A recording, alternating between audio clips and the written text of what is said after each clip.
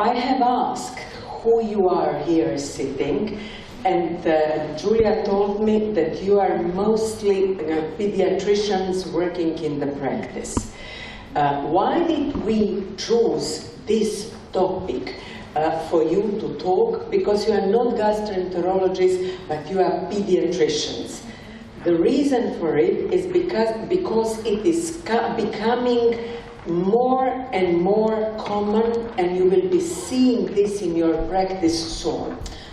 Саня спросила до начала лекции, кем вы являетесь. Я ответила, что в основном педиатры. И, собственно, она говорит о том, почему данная лекция представляется вам. Вы не гастроэнтерологи, а педиатры, потому что это очень распространенная проблема, с которой вы, скорее всего, будете часто сталкиваться в дальнейшем. I'm seeing you making photos of it, but anyone can get my presentation from Professor Zakharova, okay? Саня говорит, что она видит, что вы делаете фотографии, не нужно этого делать, вы можете попросить эту презентацию профессора Захарова, она не возвращает.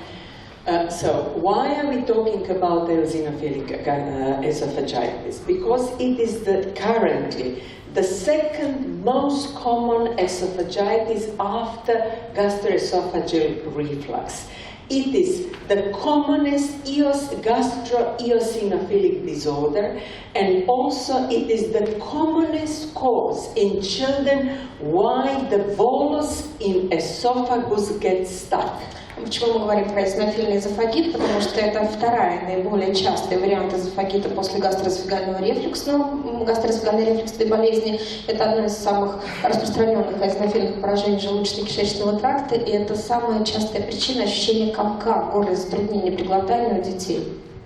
So it is really becoming an increasing problem, and you can see here on this slide, look here, this is the incidence and this is the prevalence, and the cohorts are followed up children. Look here at the huge increase in both incidence and prevalence. It is in the last 20 years an increase of 6 to 100 times in Europe and in the United States. И вы видите, что это действительно проблема, которая имеет высокую распространенность. На данном слайде представлены графики заболеваемости и распространенности эозинофильного эзофагита. Вы видите, что за последние 20 лет очень активно отмечается рост как заболеваемости, так и распространенности, и заболеваемость практически в 100 раз увеличилась по сравнению с предыдущими пунктами. You may say that this increase is because we know about it, because 15 years ago, 20 years ago, we did not know about eosinophilic esophagitis. We thought it is a reflux esophagitis, but this is not true. It seems that this increase is because it's really increasing in the population. It is not because we know better the guidelines and how to diagnose it. Вы можете подумать, что вот этот вот рост заболеваемости, он связан с тем, что мы просто больше знаем об этой патологии. Раньше трактовали этих пациентов как пациентов с гастроэзофагальной рефлюксной болезнью. Но это действительно не так, и вот такая высокая распространенность сейчас связана с истинным ростом заболевания. 10 years ago, we had one patient per year, and we are thinking about it. Now we have almost one patient per month, so it is increasing similarly to the IBD.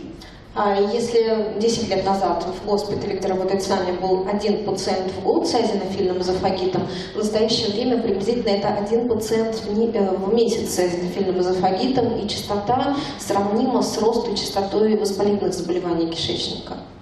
So we may say, what I'm going to do now is to look how and show you why is it becoming so common, although we don't know yet. What are the symptoms and how to diagnose it? То, что я хочу представить в презентации, это объяснить, почему это заболевание становится таким частым, как мы можем его выявить и какие методы терапии у нас есть. And I will show you the most recent guidelines, 2017, and these are still EPUB in 2019. Я представлю руководство абсолютно недавние, один из 2017 года, а второе руководство еще не опубликовано, только в электронной публикации присутствует. So the definition of this eosinophilic esophagitis is that it is chronic esophageal disorder which is immunologically mediated, and the trigger is food allergen. So it is immunologically mediated reaction triggered by food allergen, which is clinically manifested by symptoms of esophageal dysfunction, and histologically by the presence of more than 15 eosinophils per field in the esophageal mucosa. В соответствии с современным определением, эозинофильный эзофагит – это хроническое заболевание пищевода, это иммунологически опосредованная реакция, провоцируемая антигенами пищи, и клинически она проявляется симптомом дисфункции пищевода, а гистологические проявления эозинофильного воспаления более 15 клеток в поле зрения. But we have to exclude other disorders that cause eosinophilia in the esophagus, and I will talk more about it. Но при этом мы должны исключить другие причины эозинофилии в пищеводе, и в дальнейших слайдах об этом пойдет речь. If you look at the, how did you translate this in the picture? That's great. They were not translated this.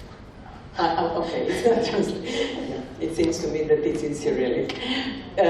So, what are the reasons why the esophageal esophagitis is becoming so common?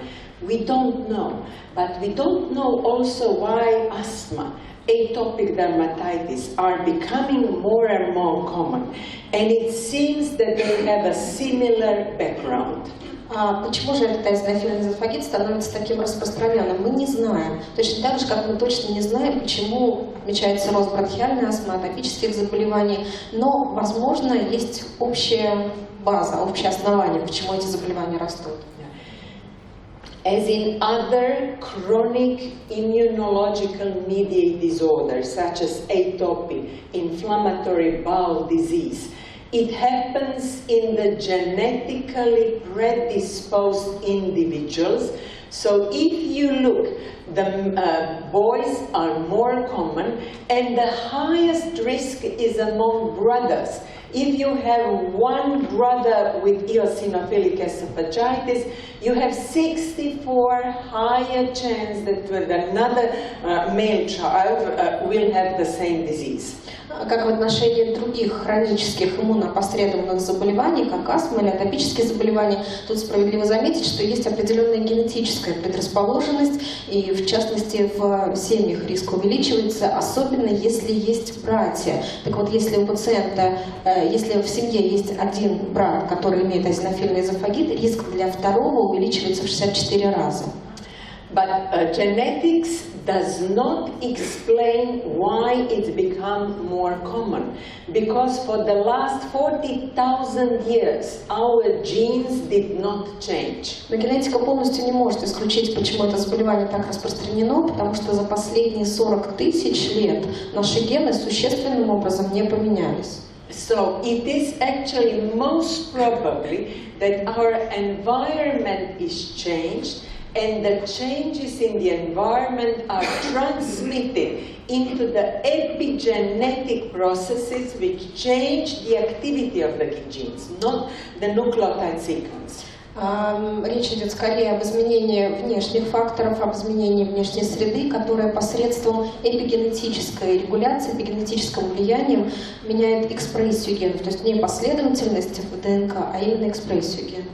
And when I talk about the changes on the environment, it is most probably the early environment, cesarean section more commonly occurring, the type of feeding in the early ages, infection with Helicobacter pylori becoming less common. It seems there are data that a high rate of infection of Helicobacter and parasites previously were the protective factor, and then various other things, cold climate and so on. И когда я говорю про средовые факторы, я в первую очередь говорю о факторах, которые влияют именно на раннем этапе развития. Вы знаете, что больше сейчас, выше частота кесарево сечения имеет значение тот характер вскармливания ребенка, который получает в первый месяц. Мы знаем, что снижается в настоящее время частота инфицированности хеликобактером пилори, паразитарные инфекции. Возможно, раньше именно они оказывали некое протективное воздействие, ну и другие факторы, которые могут обсуждаться в качестве средовых. So, what we inherit is the permeability of the mucosa and the type of Th2 engaged reaction. And there are various allergens that on this type of the mucosa in the environment which you just described are causing pathological Th2 reaction, but also pathological reaction of the regulatory T cells. То, что мы однозначно наследуем, это тип проницаемости кишечной стенки, ну и вариант TH-ответа, хелперного ответа. Так вот, под воздействием тех факторов, которые обсуждались в предыдущем слайде, может как раз-таки изменяться вариант иммунного ответа и приобретать патологический характер ответа хелпера второго типа, который запускает клинику. So this is the immunological background that causes the inflammation, but with time this inflammation goes into the fibrosis of the esophagus. На слайде представлены иммунологические аспекты, которые являются основой для развития воспалительного процесса, но со временем, если это воспаление сохраняется, формируется фиброз в структуре ткани пищевода. That's enough for the pathophysiology. We go back to the clinic. Этого достаточно для вопросов патофизиологии, лучше перейти к клиническим аспектам. So what I want to draw your attention is the role of the proton pump inhibitors in the diagnosis of esophageal eosinophilic esophagitis. То, на что я хотела обратить ваше внимание, это роль ингибиторов протонной помпы в диагностике эозинофильного эзофагита. If you look at the guidelines, then gastroesophageal reflux, the previous one. Okay. So, gastroesophageal reflux disease was one of the cause. Okay, now we have to synchronize. Next.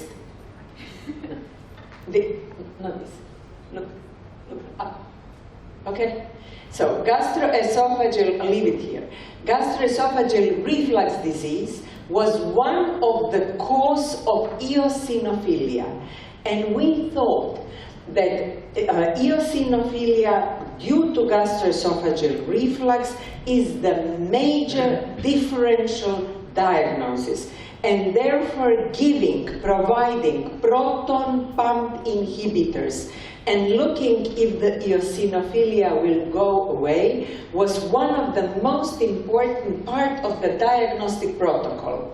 Если вы посмотрите на современный протокол, вы увидите, что среди причин эозинофилии определяется гастроэсофагальная рефлюксная болезнь. И мы раньше действительно считали, что гастроэсофагальная рефлюксная болезнь – это причина эозинофилии. Назначение ингибиторов протонной помпы являлось определенным диагностическим маркером, поскольку после терапии мы оценивали уровень эозинофилов, и если они уходили, это был критерием как раз-таки Г. So 10 years ago, or even 5 years ago, if I get more than 15 eosinophils in the mucosa, so the child presented with esophagitis, I took the biopsy, if there was more than 15 eosinophils, we would give proton pump inhibitor for 8 weeks, and if the eosinophilia went away, we thought this is the gastroesophageal reflux disease and not eosinophilic esophagitis.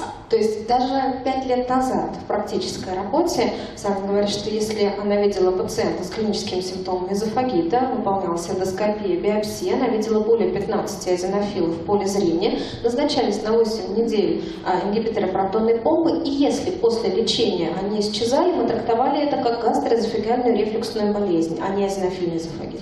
So what do we think today? We think today that proton pump inhibitor is really the way how to treat eosinophilic esophagitis, because it has many, it acts not only to kill the acid, but also to decrease eosinophilic inflammation. So it is, according to the new guidelines, part of the treatment of the eosinophilic esophagitis and not to exclude it. То, что мы знаем сейчас, что назначение ингибиторов протонной помпы является непосредственным способом лечения эозинофильного эзофагита, потому что оно не только снижает секрецию кислоты, но и в том числе убирает проявление эозинофильного воспаления. Поэтому в настоящее время, согласно протоколу, это не тест, который позволяет, по сути, исключить эозинофильный эзофагит и трактовать это как ГЭРБ, а именно метод лечения самого эозинофильного эзофагита. So we don't give it anymore to exclude it. It is way of the treatment. And to go back to the how to diagnose it, so it is not anymore the part of the diagnostic criteria. We use it in the treatment. So to go back, how to diagnose eosinophilic esophagitis. Таким образом, в настоящее время вот этот вот этап лечения ингибиторами протонной помпы является непосредственным терапевтическим мероприятием, а не терапевтическим тестом для исключения эозинофильного эзофагита. Соответственно, у нас есть вопросы, как же тогда диагностировать, если на этом основании мы не можем провести диагностику. How the child with eosinophilic esophagitis looks. First, if you have a suspicion, ask whether he had as a child other atopic diseases, or if in the family there are atopic diseases, because it has been seen that in the family of this child there is much increased rate of atopic diseases. В первую очередь нужно оценить клиническую картину, анамнестические данные и обязательно спросить у пациента в детстве, имели ли место проявление каких-то атопических заболеваний, или в семье имели ли место проявление атопических заболеваний, потому что у пациентов с эозинофильным эзофагитом в семье гораздо выше частота атопических процессов. And you can see it on the results of this meta-analysis. So this meta-analysis was looking how common atopic diseases such as allergic rhinitis, allergic asthma, and atopic dermatitis, how common they are in children with eosinophilic esophagitis. And you can see that asthma is 3 times more common, rhinitis almost 6 times, and atopic dermatitis more than 2 times more common in children who later develop eosinophilic esophagitis. На слайде представлены результаты метаанализов, которые имели перед собой цель оценить, насколько распространены атопические заболевания у пациентов с эозинофильным эзофагитом. Вы можете видеть, что, например, частота астмы в 3 раза выше у тех пациентов, которые в дальнейшем могут развить эозинофильный эзофагит, аллергического ринита практически в 6 раз выше, атопического дерматита более чем в 2 раза выше. То есть у тех пациентов, которые в дальнейшем могут развить эозинофильный эзофагит, частота этих заболеваний будет выше. We may think that then eosinophilic esophagitis is just part of the atopic march, but it seems it is not true. It is not cause and effect relationship. It seems that they have the similar genetic background, and therefore they are just coming common together. И вам может показаться, что, учитывая эти данные, эозинофильный эзофагит – это просто часть атопического марша, который развивают эти пациенты. Но на самом деле это не так. И, вероятнее всего, просто эти заболевания имеют общие генетические маркеры, которые предрасполагают их совместное развитие. Again we go back. So how does the child with the eosinophilic esophagitis present? Еще разочек возвращаясь к клинической картине и симптомами, которые будут отмечаться у пациента с эозинофильным эзофагитом. Most typically, if it is older, teenager, he will come to you and say that he feels that the food is stuck in the esophagus and he needs to lick the hands and try to swallow, to move these balls of the food inside. Наиболее типичным симптомом, которые могут описать более старшие пациенты, подростки, это ощущение того, что они не могут проглотить что-то, ощущение комка пищи, который стоит в пищеводе, и дети иногда могут говорить о том, что им нужно поднять руки вверх, сделать усиленное глотательное движение, чтобы протолкнуть пищу. And if you do the X-ray, the barium follows through, you will not see any obstructions at the beginning, nothing, because it is the problem of function, not the problem of stenosis at that early time.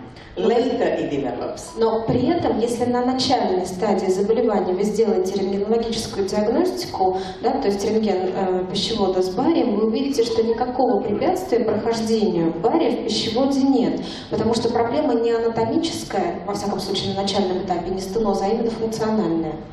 And the other symptoms in older children are retrosternal pain. Reflux-like symptoms, so they are more common in older.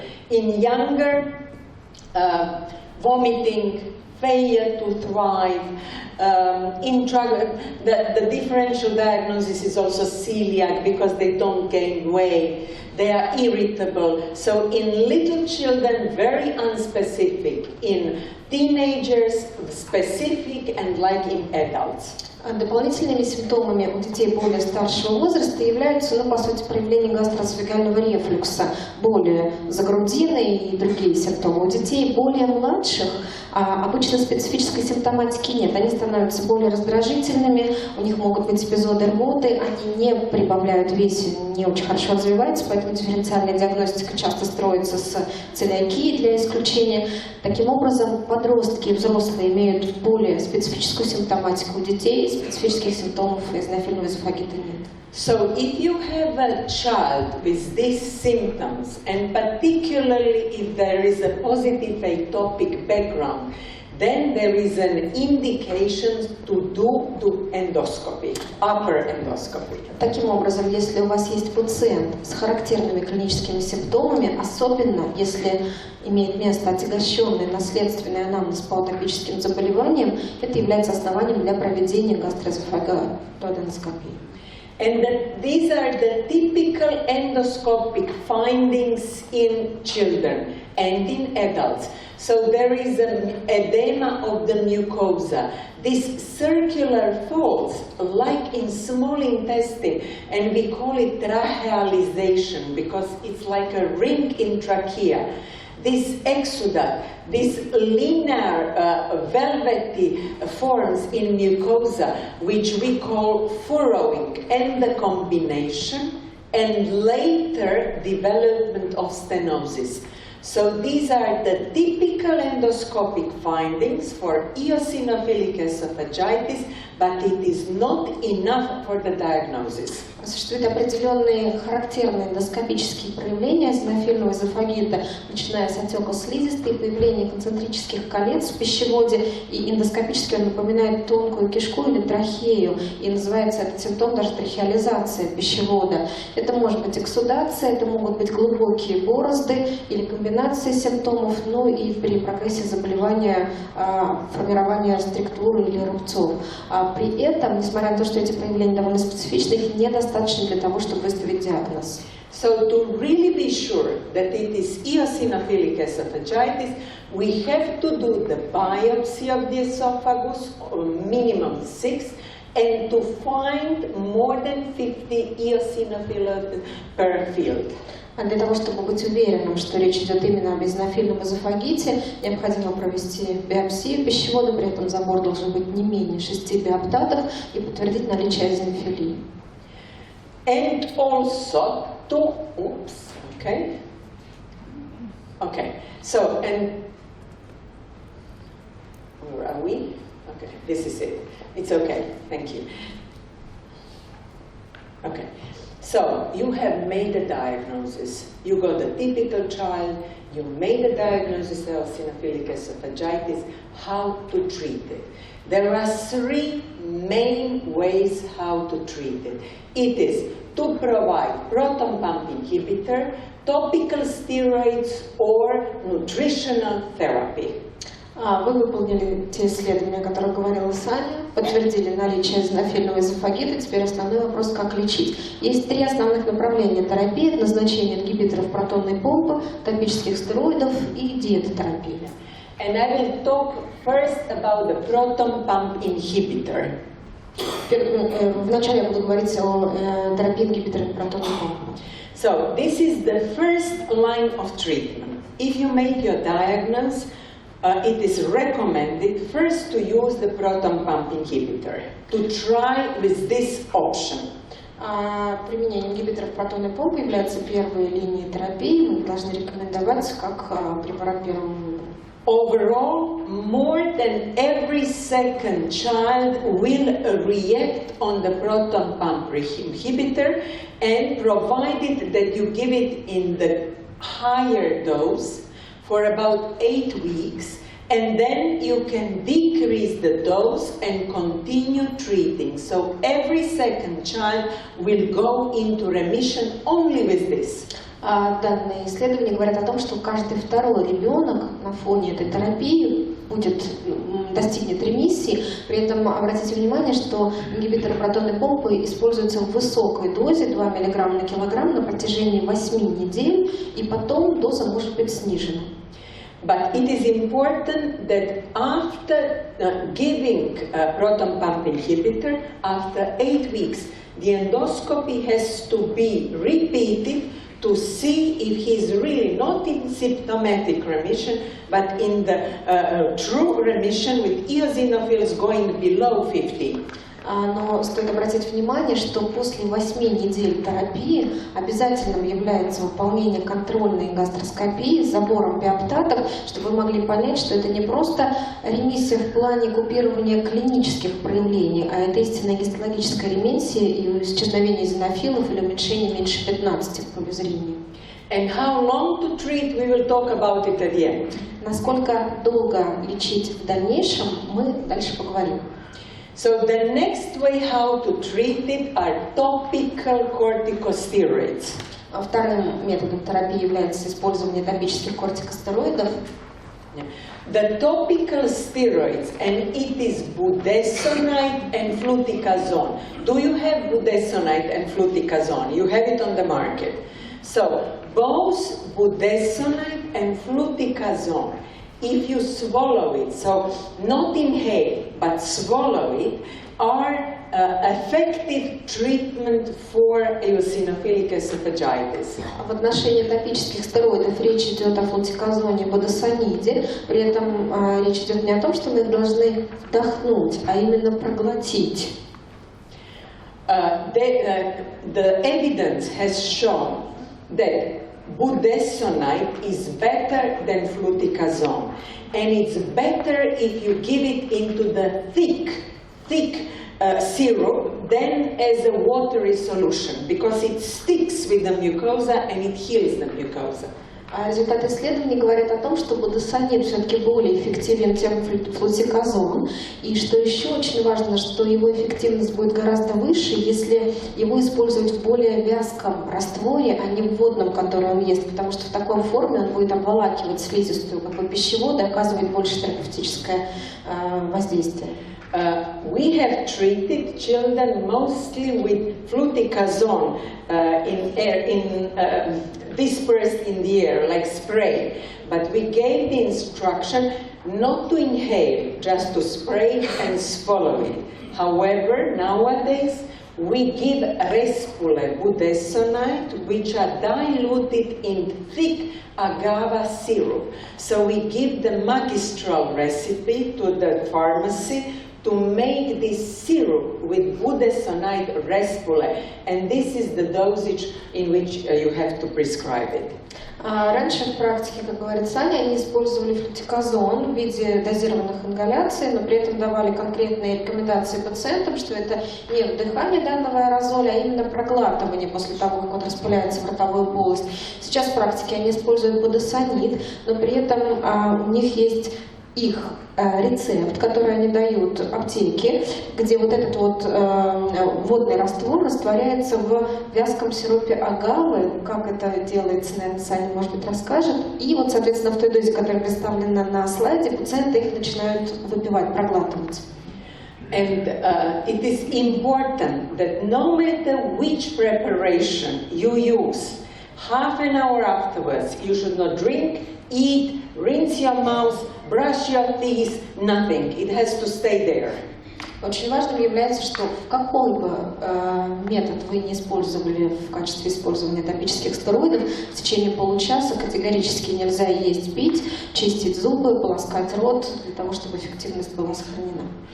These here are the guidelines for adults, and the guidelines for adults say that these topical steroids are safe, and that just around 10% will develop candidiasis of the esophagus, so we commonly give anti-candida drops also when we are treating with topical steroids. This is for adults. На слайде представлены ссылки на протокол введения эозинофильного эзофагита у взрослых, и в соответствии с протоколом указано, что эта терапия, использование топических стероидов в целом безопасна, только порядка 10% могут развивать кандидоз пищевода, поэтому на фоне применения топических стероидов используются противогрибковые капельки для профилактики.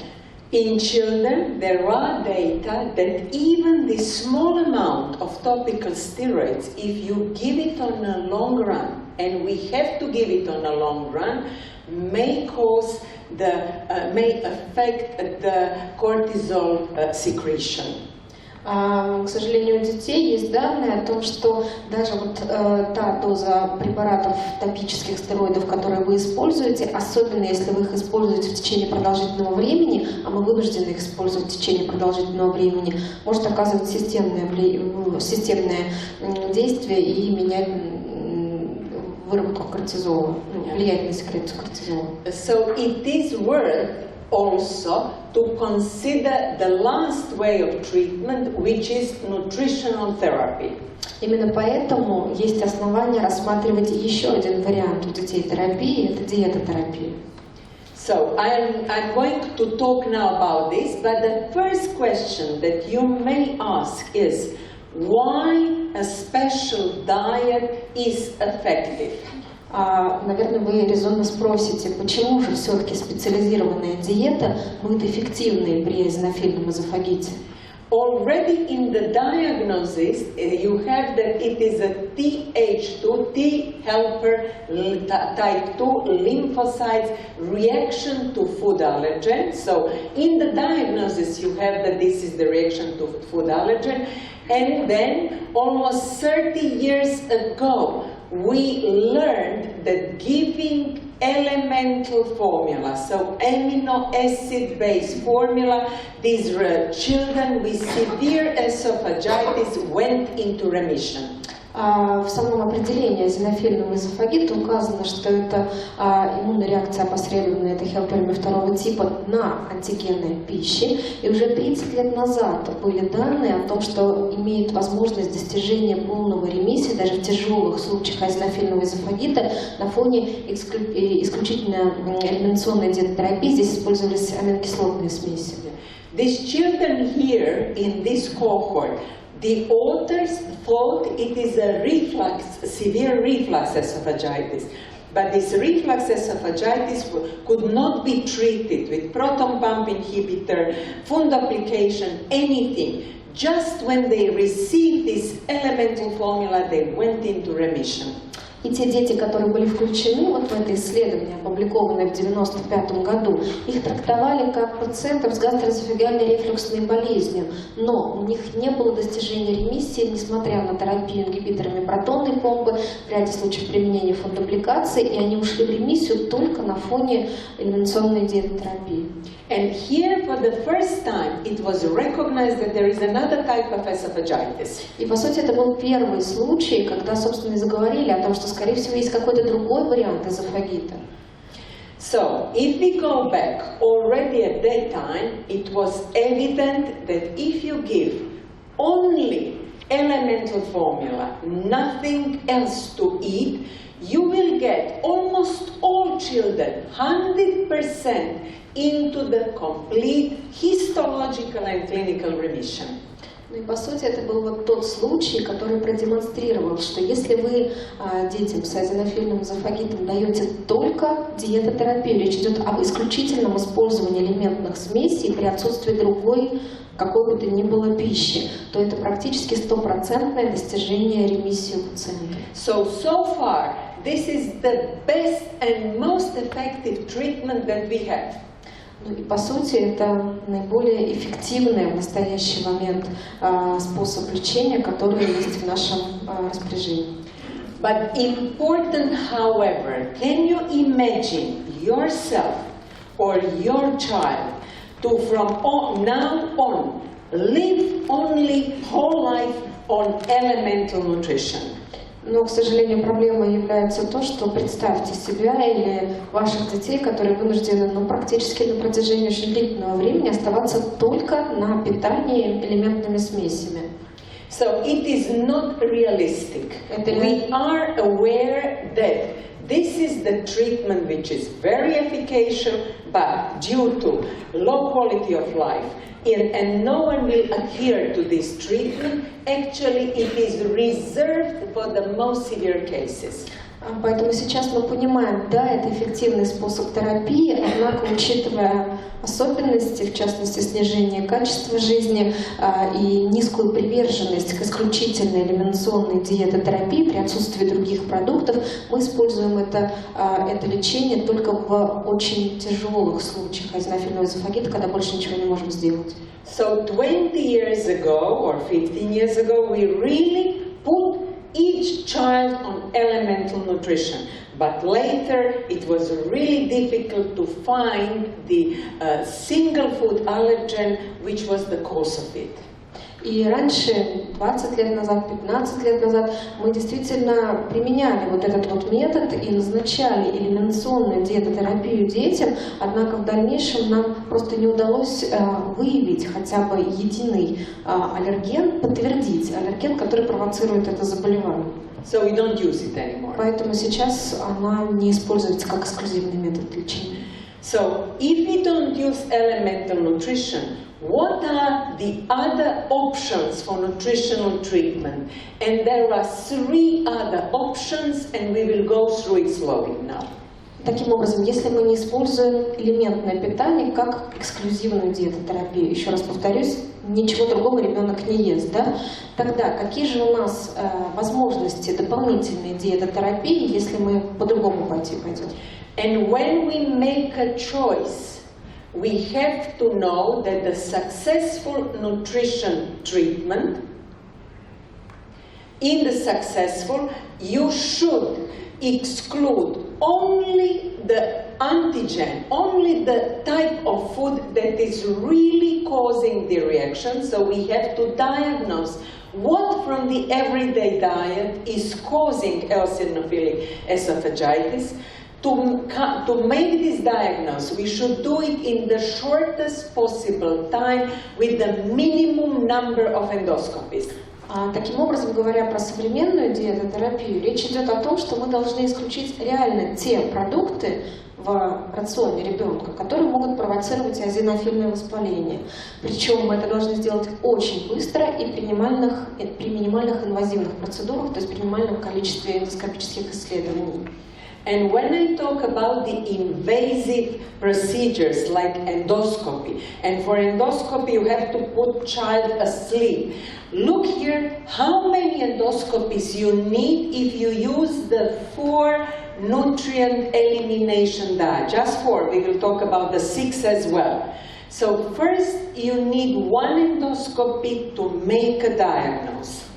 Ну и посмотрите, на слайде представлено, по сути, если следовать вот конкретному протоколу, то количество эндоскопических исследований, которые нужно провести, чтобы подтвердить, какой конкретный из 4 продуктов, например, который представлен на слайде, является причиной. Первое исследование – это непосредственно постановка диагноза эозинофильного эзофагита. So first endoscopy to make a diagnosis.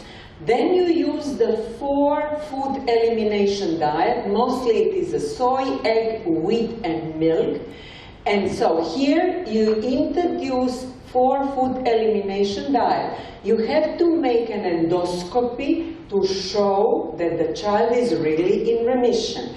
And then 1 by 1 you are introducing a single food out of it. Every time afterwards you have to do the endoscopy. And in the ideal case, that the last one, milk, is the trigger, you need 7 endoscopies. If there is, for example, if for soy, there will be here increased eosinophilic infiltration, you will need again a wash-up period, so no soy, confirm that the mucosa is well, and start again. So at least 7 to 10 endoscopies is required to make a concrete diagnosis which of these 4 is really causing the eosinophilia, and we do the endoscopies every 6 to 8 weeks. So it will take you 2 years. И вот после того, как диагноз эозинофильного эзофагита установлен, например, на слайде представлен вариант диетотерапии с исключением 4 аллергенов: соя, яйцо, пшеница и молоко. Все эти 4 продукта исключаются из рациона ребенка.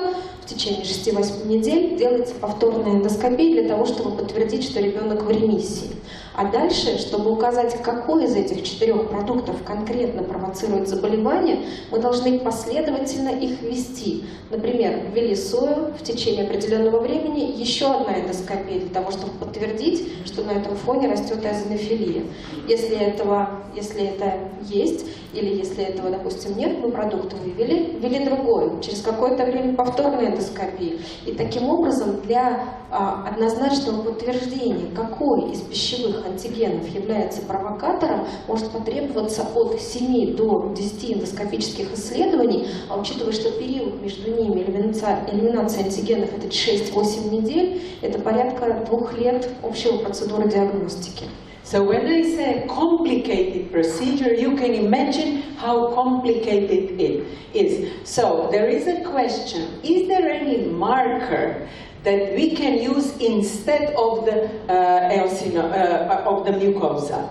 Поэтому, когда я говорю о сложности выделения конкретного аллергена, который провоцирует развитие заболевания, я имею в виду именно вот такой подход. Резонный вопрос: есть ли более простые, менее инвазивные способы подтвердить аллергический генез? We already said that atopic conditions are more common. So perhaps we could do the tests, specific IgE or prick or atopy patch test, to identify in that way what food is the cause of eosinophilia in the esophagus, and to exclude only the food that has a positive reaction. So this was the first hope. Как я говорила, эозинофильные эзофагиты чаще возникают в семьях, где есть или у пациентов, у которых есть атопический отягощенный анамнез, поэтому первой надеждой была возможность использования тестов на определение специфических иммуноглобулинов Е в сыворотке, скарификационные пробы, пластерные тесты, и, возможно, тогда можем ориентироваться в плане элиминации на те продукты, на которых эти маркеры повышены. This is so-called allergy test-based elimination diet. But you can see on this meta-analysis that it is not effective. So there is not, it hasn't been shown that any of the allergic testing can precisely identify food which is causing the eosinophilic esophagitis. Вот это первый подход к диетотерапии, который называется исключение, ну или элиминационная диетотерапия, основанная на результатах аллергологического исследования. Но, к сожалению, результаты метаанализа продемонстрировали, что такой подход все равно неэффективен. И невозможно, ориентируясь на вот эти лабораторные тесты, однозначно указать, какой продукт является триггером развития азинофильного воспаления. And therefore, in the new guidelines, it is not recommended. И поэтому в современном руководстве данный подход с основой на лабораторные исследования он не рекомендуется. So we have to go back with endoscopy, which will confirm and identify the allergen. Единственным способом идентифицировать аллерген является все равно эндоскопическое исследование, гистологическое исследование, которое позволит подтвердить снижение уровня эозинофилов. So the first type of the diet, which was suggested when we saw that elemental is really not good enough, was so-called 6-food elimination diet.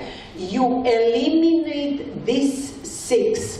And as you can see, almost 75% of patients will go into remission, histological and clinical, if you eliminate milk, egg, gluten or wheat, fish, soya, and peanuts. However, you need a lot of endoscopies to identify which of them is really the cause. Not all of them are the cause.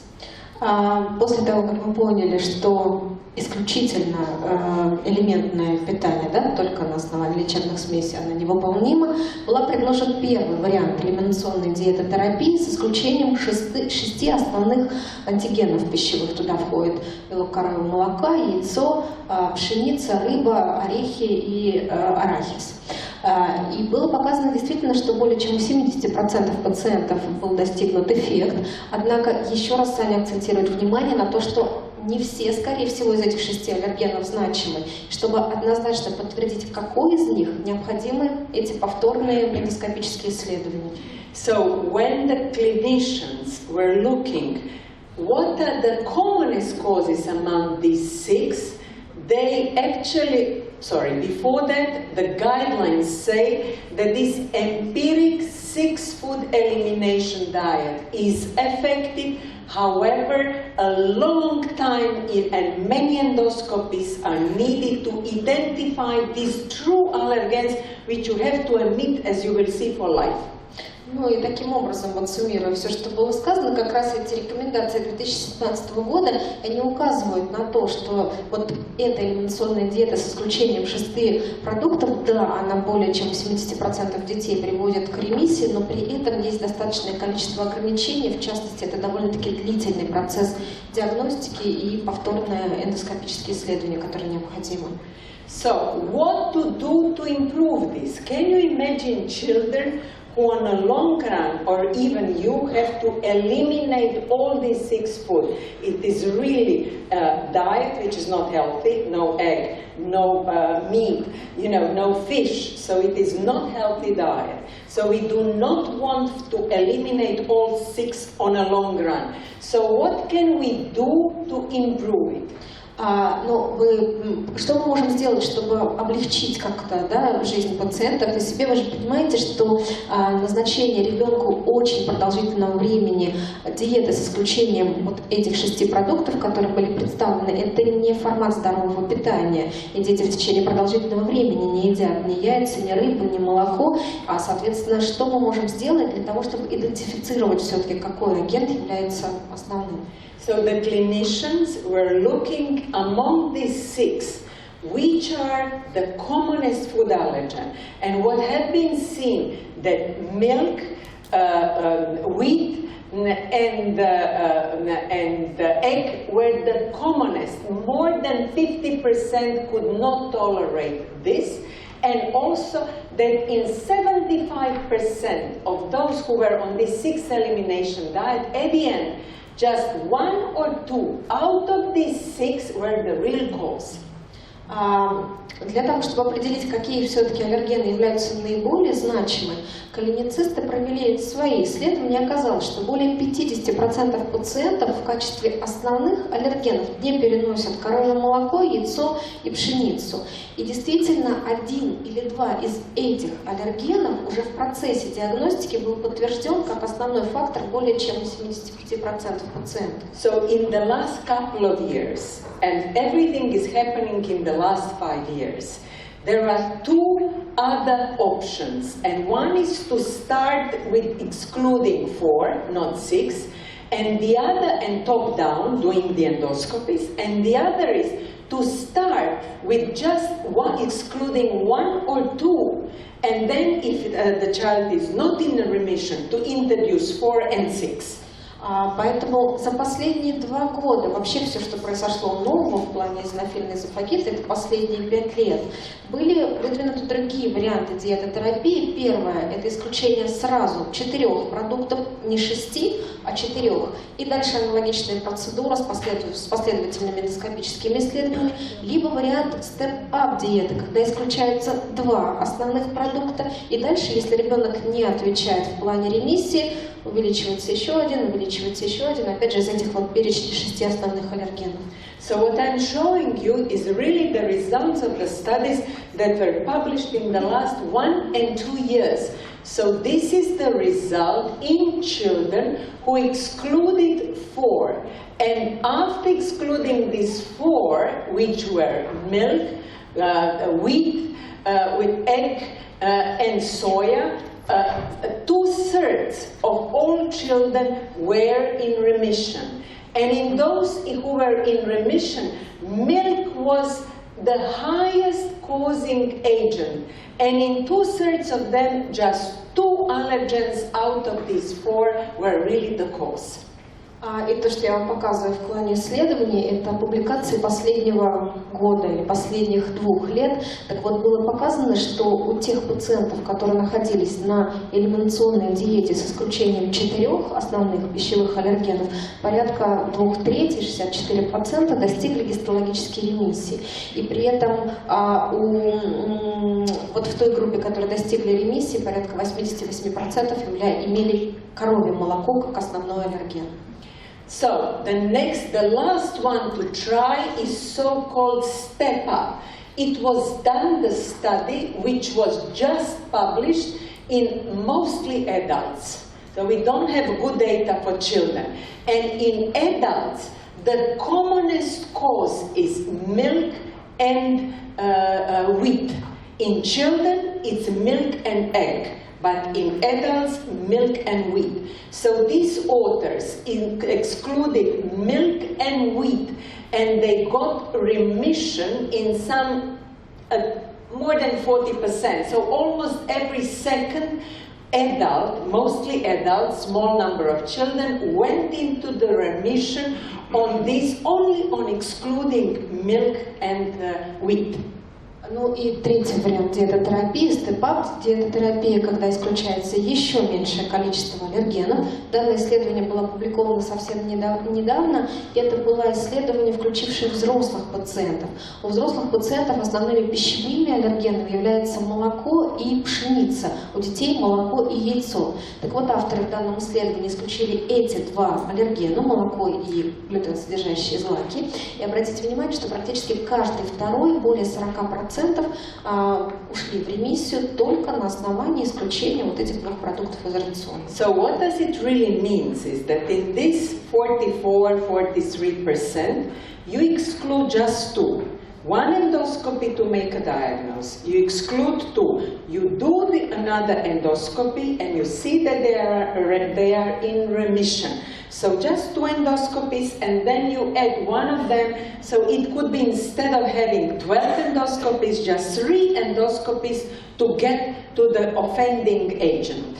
Что это значит? Что эти пациенты, если мы говорим про весь протокол терапии, будут нуждаться всего в 3-4 эндоскопических исследованиях. Одно – эндоскопия подтверждения диагноза, вторая эндоскопия достижения ремиссии на фоне исключения 2 продуктов, дальше последовательное введение, подтверждение, что конкретно какой-то один из этих 2 аллергенов является значимым. То есть это, по сути, 3 исследования вместо 70, которые обсуждались раньше. There is a question what to do with the other 50% that did not went into remission.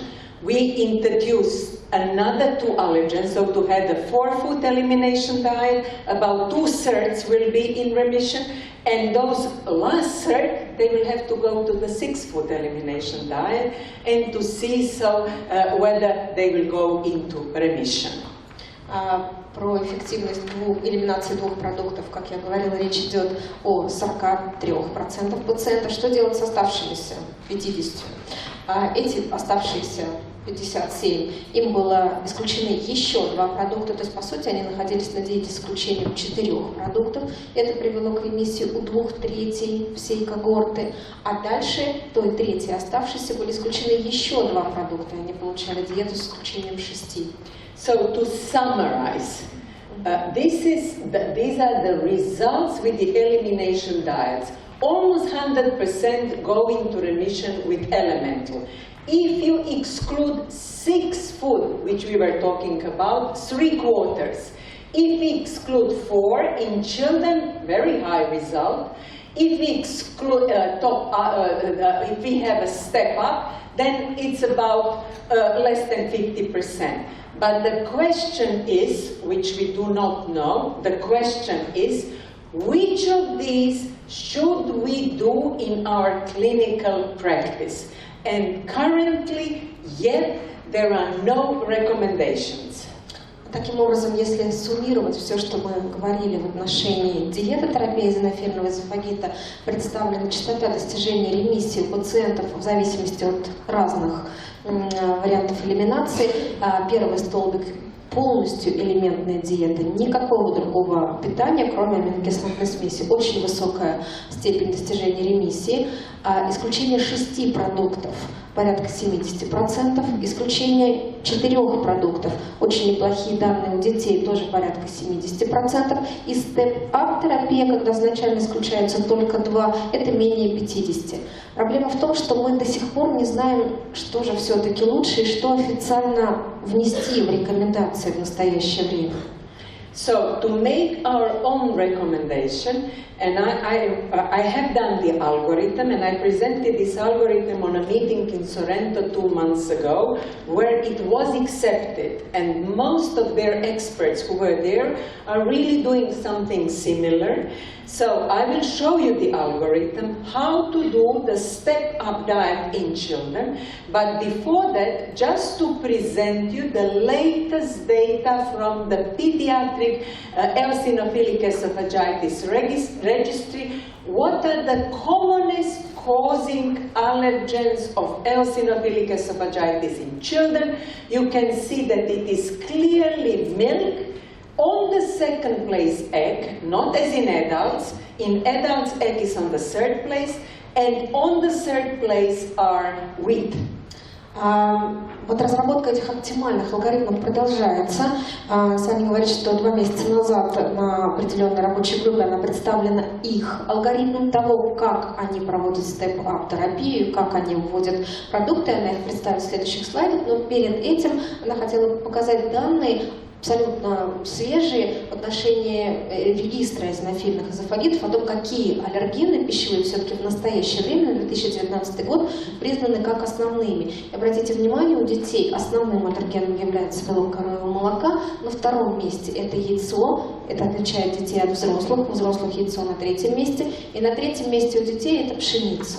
So what was the proposed algorithm? So you have the patient with confirmed eosinophilic esophagitis. So he came with typical symptoms, you made an endoscopy, you made a biopsy, you found more than 15 eosinophils, and you excluded other eosinophilic conditions, so you have a child with confirmed diagnosis. So what to do next?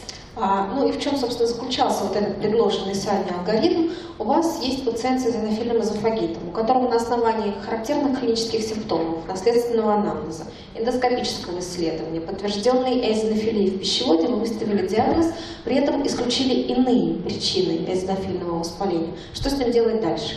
So the first treatment option to be tried in all is to give a proton pump inhibitor. If it is successful, continue in a lower dosage. If it is unsuccessful, and it is unsuccessful in some 50%, use either this or this. Первым этапом терапии является назначение ингибиторов протонной помпы на срок до 8 недель. И если вы достигаете на этом фоне успеха, то вы продолжаете лечить в более низких дозах. Proton pump inhibitors, however, are not so harmless drugs as we think. A lot of us doctors are giving often proton pump inhibitors, and they can cause tubular interstitial nephritis severe. They can interfere with absorption of calcium.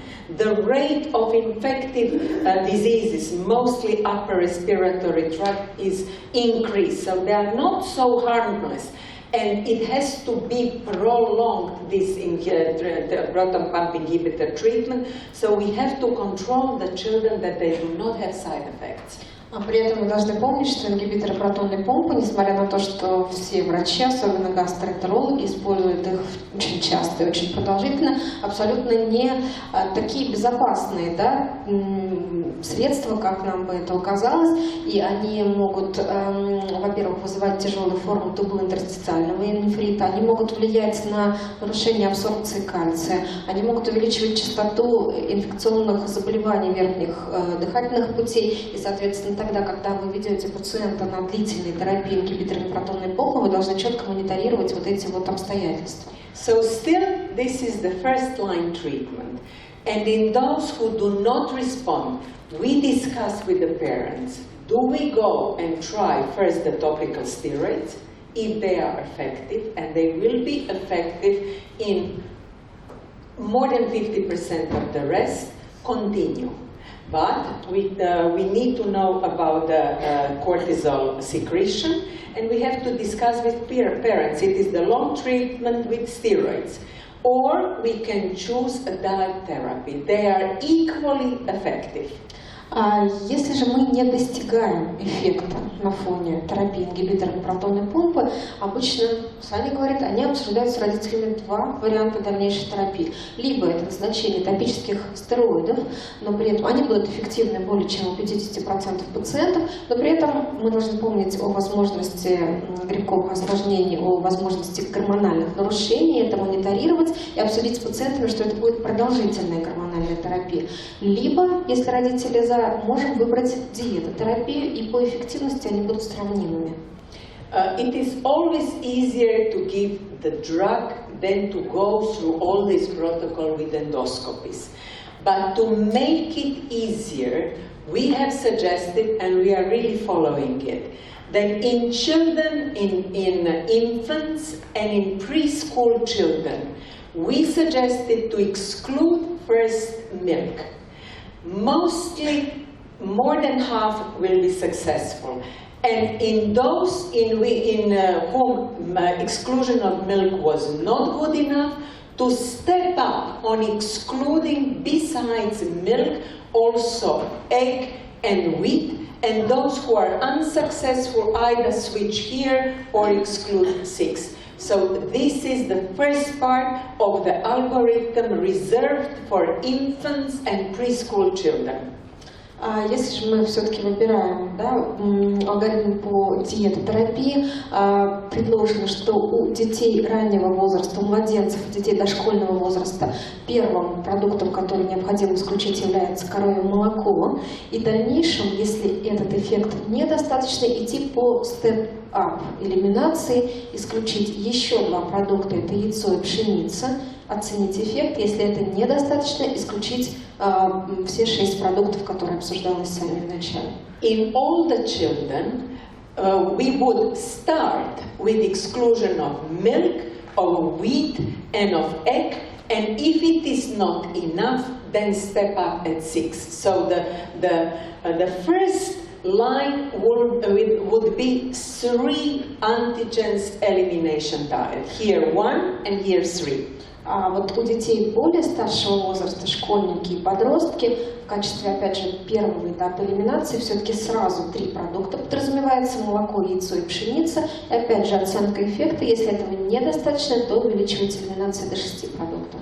So the last question is, which you are going to ask, how long do I have to treat with either inhibitor, proton pump inhibitor, or topical steroids, or elimination diet? Is it for 8 weeks, 8 months, 8 years, or for life? Ну и резонный вопрос от вас будет все-таки, как долго лечить этих пациентов, будь то ингибиторами протонной помпы, топическим стероидом, элиминационной диетотерапией. Речь идет о 6 неделях, 8 неделях, либо 8 месяцах, либо 8 лет, годах, либо пожизненно.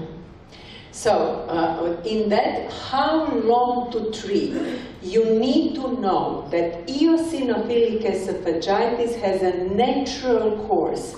At the beginning, it is more inflammation, and later it is fibrosis. So the patients go, children and adults, they go into this step-up course, whereby this thick fibrosed esophagus is the end of the natural course.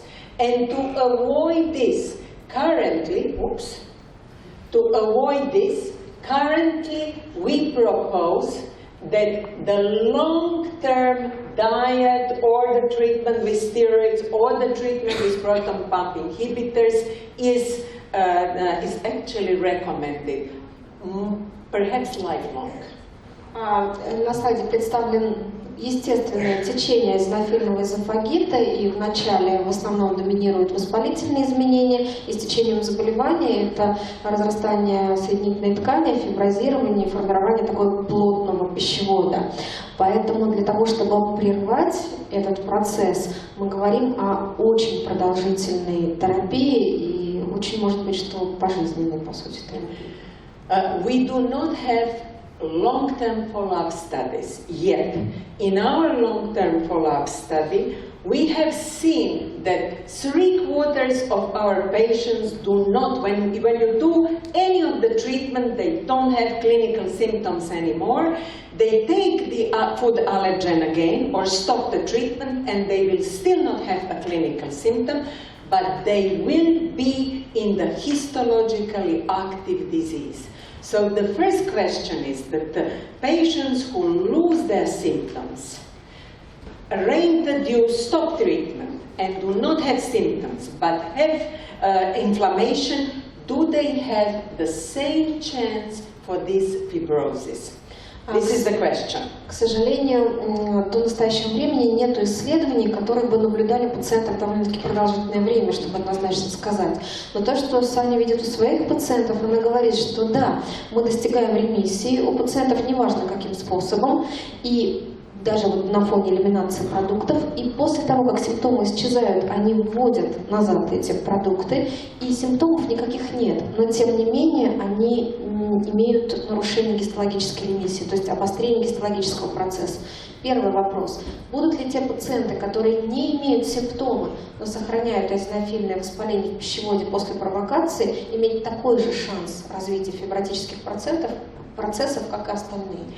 So far, the studies are showing that even if you do not have symptoms, but if you are not in a histological remission, so you have inflammation, you will develop fibrosis. These are the first studies showing.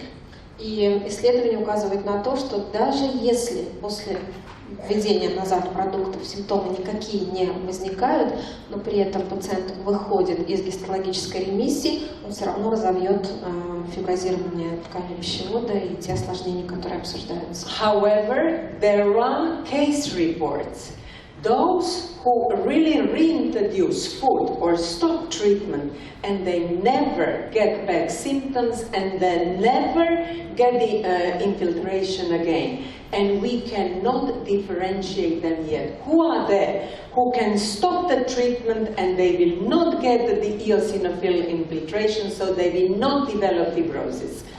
Хотя стоит сказать, что данные отдельных наблюдений клинических, которые опубликованы, указывают на то, что есть и такие пациенты, которые после повторного введения продуктов не провоцируют назад развитие эозинофильного воспаления и структур пищевода, но мы так до сих пор и не поняли, кто эти пациенты, почему у кого-то будет развиваться прогрессия, да, у кого-то нет. Still, the current recommendations are that the long-term treatment is required, either giving proton pump inhibitors or excluding the triggering food or giving the topical steroids. So once you found the effective treatment, continue. Поэтому современные рекомендации указывают на то, что если вы все-таки получили эффективность от одного из вариантов терапии, диетотерапии, топических стероидов, ингибиторов протонной помпы, вы должны продолжать эту терапию очень продолжительное время. So I just want to stress what are the things which we still do not know. So we still do not know. When I say long term, what does it mean long term? 5 years, 10 years, for life? And if it is not for life, when to make a provocation? To stop treatment. Хотела бы показать то, что, собственно, мы не знаем. И вот говоря о том, что продолжительная терапия требуется, мы не можем сейчас однозначно сказать, насколько продолжительной. И речь идет о 5 годах, о 10 годах, пожизненной. И если мы ограничиваем какой-то период, то на каком этапе мы можем безопасно провести провокацию?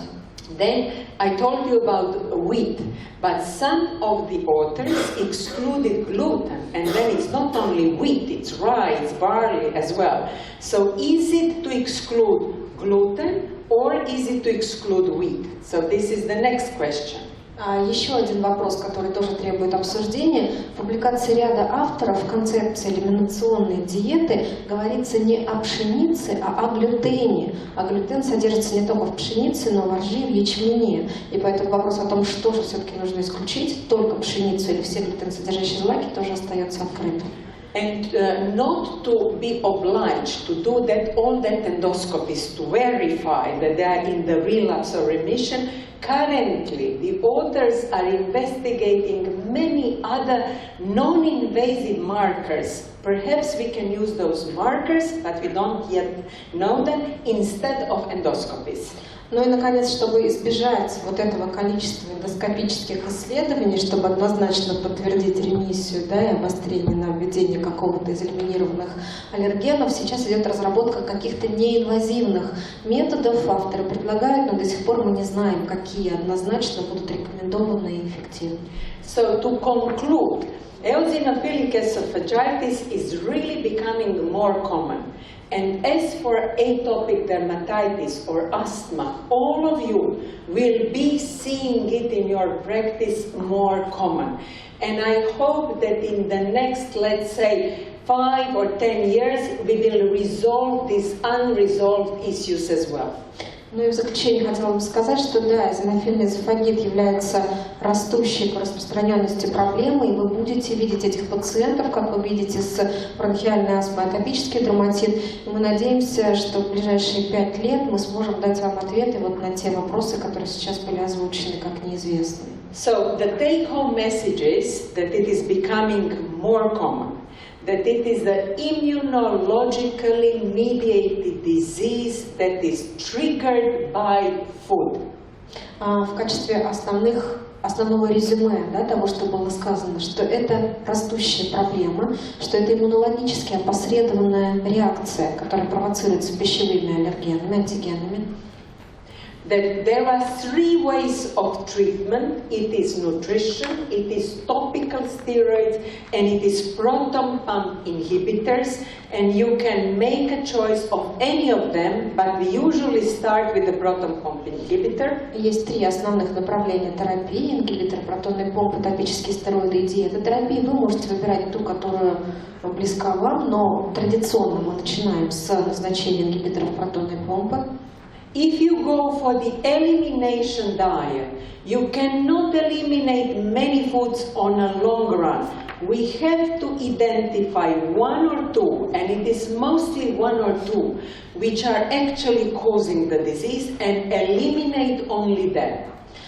Если мы говорим про элиминационную диету, вы не можете элиминировать все продукты на продолжительный период. Поэтому очень важно элиминировать только те, которые действительно вызывают гистологически заметные реакции, определить, какие же продукты вызывают эти реакции. And I am just repeating what we do not know. If we identify these food allergens, for how long we really have to eliminate them from the diet. Ну и то, что мы однозначно до сих пор не знаем, это насколько продолжительно требуется элиминация этих продуктов и когда мы можем их назад вернуть в рацион. So, спасибо.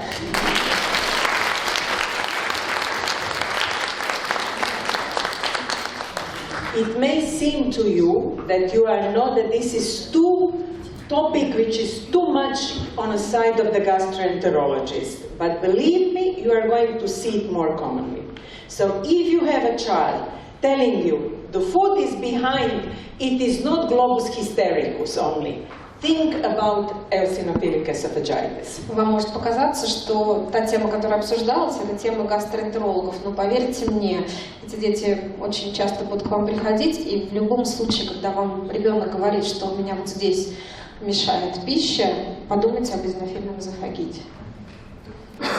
Дорогая Саня, спасибо большое, и мы действительно влюблены в эту тему, потому что мы стали видеть больных.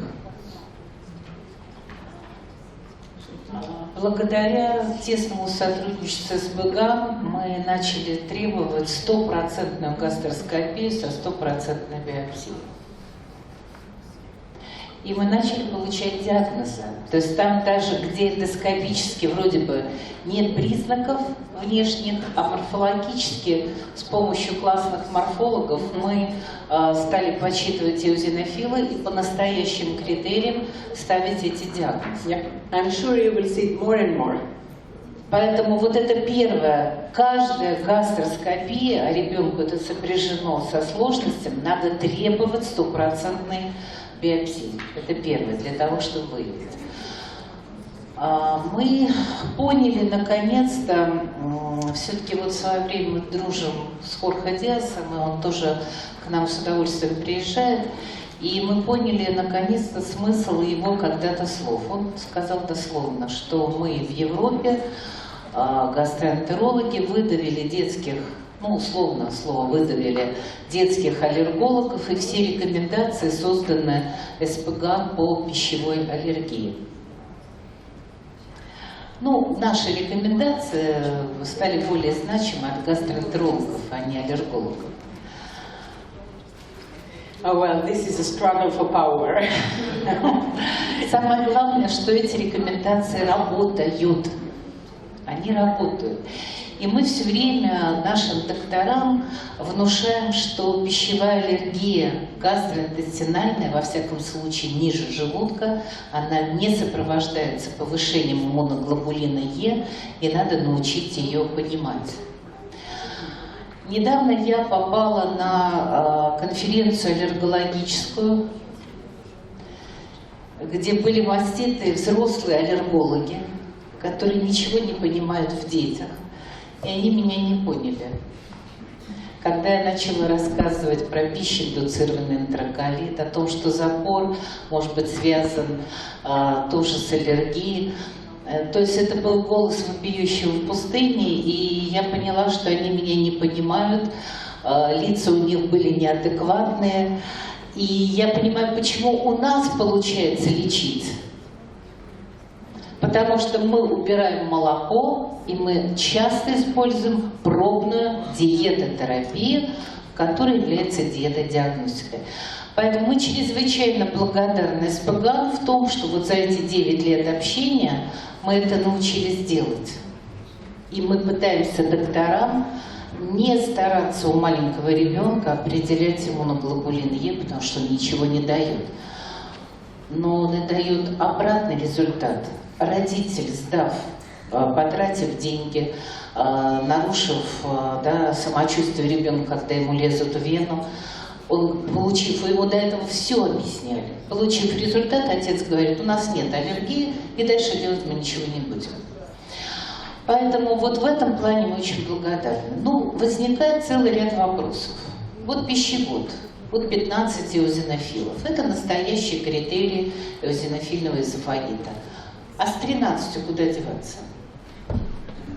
12 эозинофилов. Потом мы понимаем, что когда делают биопсию, то проникают в слизистую, а в мышечную они боятся. А ведь самое страшное при развитии эозинофильного эзофагита – это поражение всех 4 слоев, всех слоев. Поэтому, а вдруг в слизистой 12, а в пищеводе, а в мышечном слое они есть. Поэтому, конечно, тогда выставляется диагноз. А вдруг не с того участка? Мы требуем, чтобы их было 4 биоптата. Поэтому мы не выставляем, конечно, диагноз эозинофильный эзофагит, если морфолог его не подтвердил. Но он у нас стоит под вопросом. И в ряде случаев диету мы проводим, потому что мы думаем об этом. Okay. We will always, when we have guidelines, there is always a cutoff, always. So currently, previously the cutoff was on 20. Now the cutoff is on 15. But this is fact. So less than 15, by guidelines, it's not eosinophilic esophagitis, by guidelines. You can translate this and then I'll continue. Когда мы говорим о официальных протоколах, мы всегда должны определить конкретные цифры, конкретное значение. Раньше в протоколах стояло не менее чем 20 эозинофилов в поле зрения. Сейчас эта цифра снижена, и согласно протоколу не менее чем 15 эозинофилов. Соответственно, это является подтверждением эозинофильного эзофагита. Согласно протоколу, все, что меньше 15, не позволяет выставить. In clinical practice, so what we do, there are very few children with 10 or 12 and 13 who are eosinophilic esophagitis. They mostly have more than 20. They have eosinophilic abscesses. They have many other features, so very rarely there are doubts, very rarely. Most commonly you have a clear picture with 30, 40 abscesses, and so there is no doubt that you are, and you have the typical endoscopic feature. What I would do, so in those very rare cases where you suspect, where you do not have an endoscopic picture, but you do have 13 or 12 eosinophils and some other findings, you always can get mucosa. You cannot get with this forceps lamina probe. We always get muscular, not muscularis mucosa. But if you have less than 15, what I would do is give the PPI. If on PPI it goes away, I would stop PPI. If it comes back, I would reintroduce PPI and continue. В клинической практике, то, что видит Саня, она говорит, что крайне редко бывают случаи сомнений. Крайне редко из тех пациентов, которые при гистологическом исследовании видят 10, 12, 13 эозинофилов, они реально эозинофильный эзофагит. В большинстве случаев пациенты, которые имеют это заболевание, они имеют большое количество, 30, 40, 50 эозинофильные абсцессы. И это сопровождается, соответственно, клиническими, какими-то характерными эндоскопическими проявлениями. Что она говорит, что она бы делала? Если вы видите пациента с характерными жалобами и берете биопсию, к слову сказать, биопсия всегда будет содержать слизистую до собственной пластинки. Очень сложно в пищеводе взять более глубокий биоптат. И вы видите 10, 12, 13, она бы начала с терапии ингибиторами протонной помпы и дальше бы оценила результат. Если вы добиваетесь результата, протонные ингибиторы должны быть отменены, и динамическое наблюдение. Если симптомы возвращаются, тогда уже трактовать его как эозинофильное воспаление. If they don't react on the proton pump, I would give personally topical corticosteroids. If it is eosinophilic esophagitis, it will go away. А если, соответственно, эти пациенты с небольшим количеством эозинофилов не будут отвечать на ингибиторы протонной помпы, Саня говорит, она бы дала топические стероиды, и если это реально эозинофильный эзофагит, он сразу ответит, и вы, соответственно, продолжаете эту терапию. But they are very rare. Но это крайне редкие случаи. Есть клиника, то есть у ребенка рвота, есть клиника эрозивного эзофагита. По критериям нет 15, но есть 10. У него четкая взаимосвязь с молоком. Я могу писать о том, что у него аллергический эзофагит.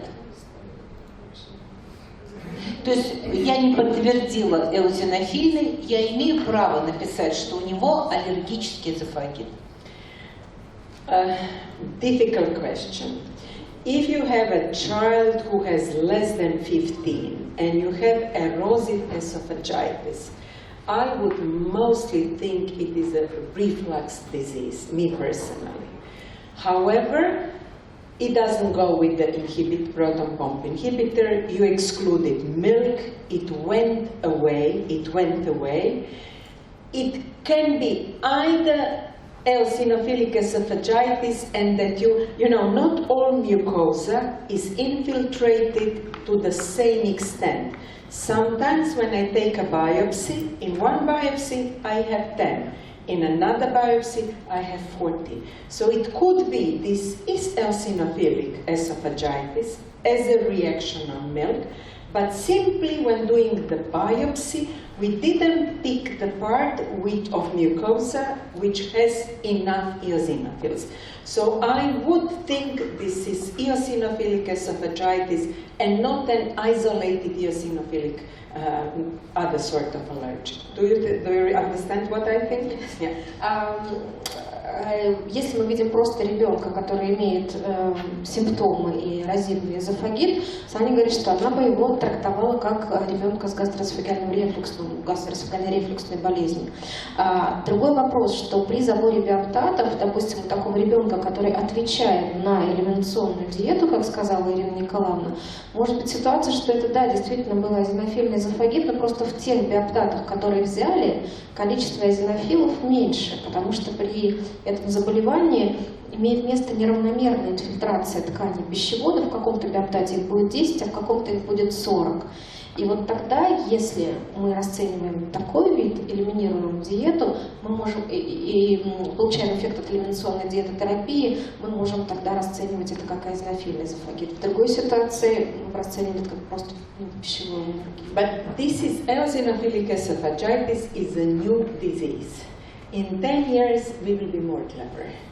Ну, еще раз, это относительно новое заболевание, и через 10 лет мы будем умнее, сможем дать лучший ответ.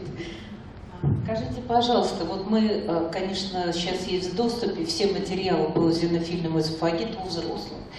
И появились данные о том, что если поражается серозная часть, то развивается либо гидроторакс, то есть либо даже асцит. Видели вы таких самых тяжелых больных, у которых связано уже с поражением серозной оболочки, и уже была клиника либо гидроторакса, либо соответственно, асцита? И this is other topic. This what you are mentioning is not eosinophilic esophagitis. It is eosinophilic gastroenteritis. And yes, eosinophilic gastroenteritis, the inflammation and the infiltration can be just mucosa, or it can be through the whole mucosa up to serosa. And yes, we do see eosinophilic ascites as well. There are patients where the infiltration affects the whole intestine, and then we do see serositis as well. Здесь скорее речь идет не об эозинофильном эзофагите, а о эозинофильном гастроэнтерите, когда действительно в этой ситуации может поражаться полностью вся стенка кишечника вплоть до серозной оболочки, и тогда, да, мы видим пациентов с эозинофильным асцитом, то, что большими ребенком. And often you have to give systemic steroids to them, not just the elimination. Речь идет о назначении системных гормонов в данной ситуации, а не просто об элиминационной терапии. Встречались ли вам случаи семейные? Вот у меня есть две семьи, одна из города Ульяновска, вторая из Москвы, где старшие две девочки, которым было около 2,5-3 лет, и диагностированный эозинофильный эзофагит, и родились еще девочки, у которых уже до года клиника эозинофильного эзофагита. And those two other girls have the whole intestine affected? Нет, у них был колит, у них немножко был дерматит, то есть не только гастроинтестинальная. So it's not then eosinophilic esophagitis. It is really a complete gastrointestinal system affected. So it is eosinophilic esophagogastroenterocolitis actually, and it's completely different. I haven't seen it. I have seen, not in families, but Russia is much bigger than Croatia, and I have seen children that have eosinophilic serositis because it goes through whole the intestinal, how would say, intestine, not just affect mucosa, the whole intestine affects. Саня говорит, что она в семьях не видела, но Россия гораздо более большая страна, но пациентов, которые имеют такое обширное поражение желудочно-кишечного тракта, в ее практике, конечно, было. And also it has been seen, if you use oral immunotherapy, for example, you have a severe food allergy on peanuts or on fish, and you do the oral immunotherapy, in about 5% of patients that you do the oral immunotherapy, they will develop eosinophilic esophagitis as a complication. So there is something in those eosinophilic infiltrations that are connected. Antigen-specific oral immunotherapy for, let's say, peanuts or for nuts or for fish, if you treat the child or the patient with oral antigen-specific immunotherapy, in about 4 to 5% of them, they will develop as a complication EOE. Вот то, что Саня говорит, что на ее практике вообще описываются пациенты, которые, например, получают антиген-специфическую иммунотерапию по причине какой-то аллергии, в частности, аллергии на арахис, она приводит пример. И вот в качестве осложнений данной терапии может развиться эозинофильный эзофагит, потому что вот так себя ведет эозинофилия. So it's connected. We don't know yet how. Поэтому, возвращаясь опять же к презентации, аллергические заболевания, эозинофильный эзофагит, они связаны, но каким образом, пока мы еще однозначно не понимаем.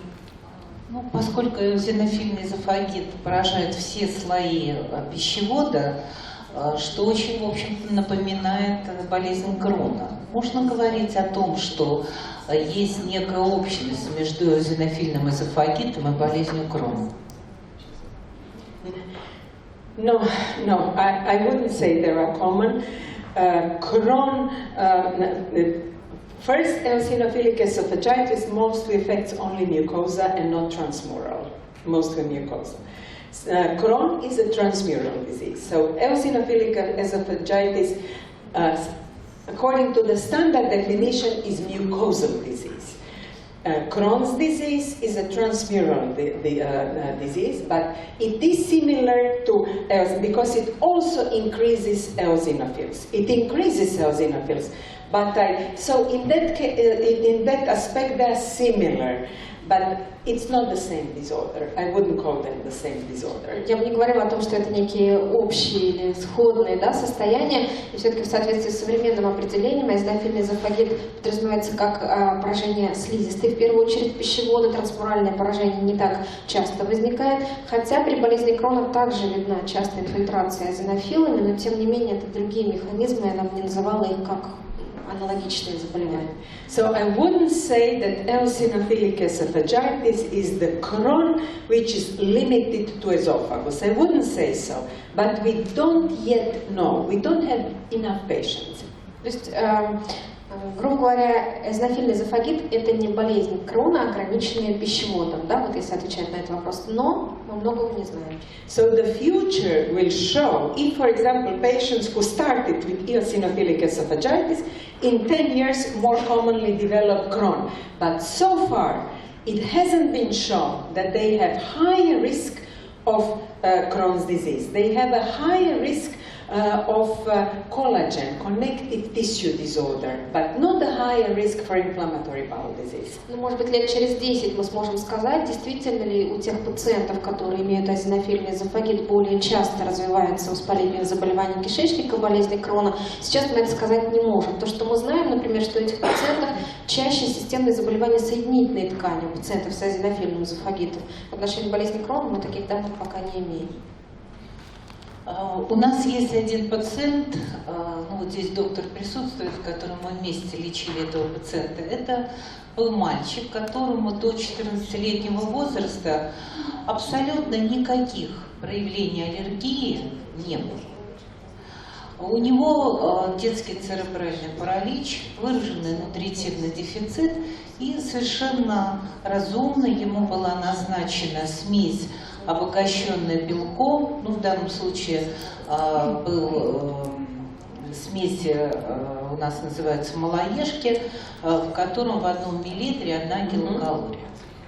Через некоторое время у него появился, поскольку ребенок имеет ограничения в движениях, у него, и он находится в полулежачем положении, у него появился кашель. Кашель стал его забивать, все время вот эта вот мокрота. И заканчивался вот этот эпизод кашля тем, что он вырывал до стакана слизи.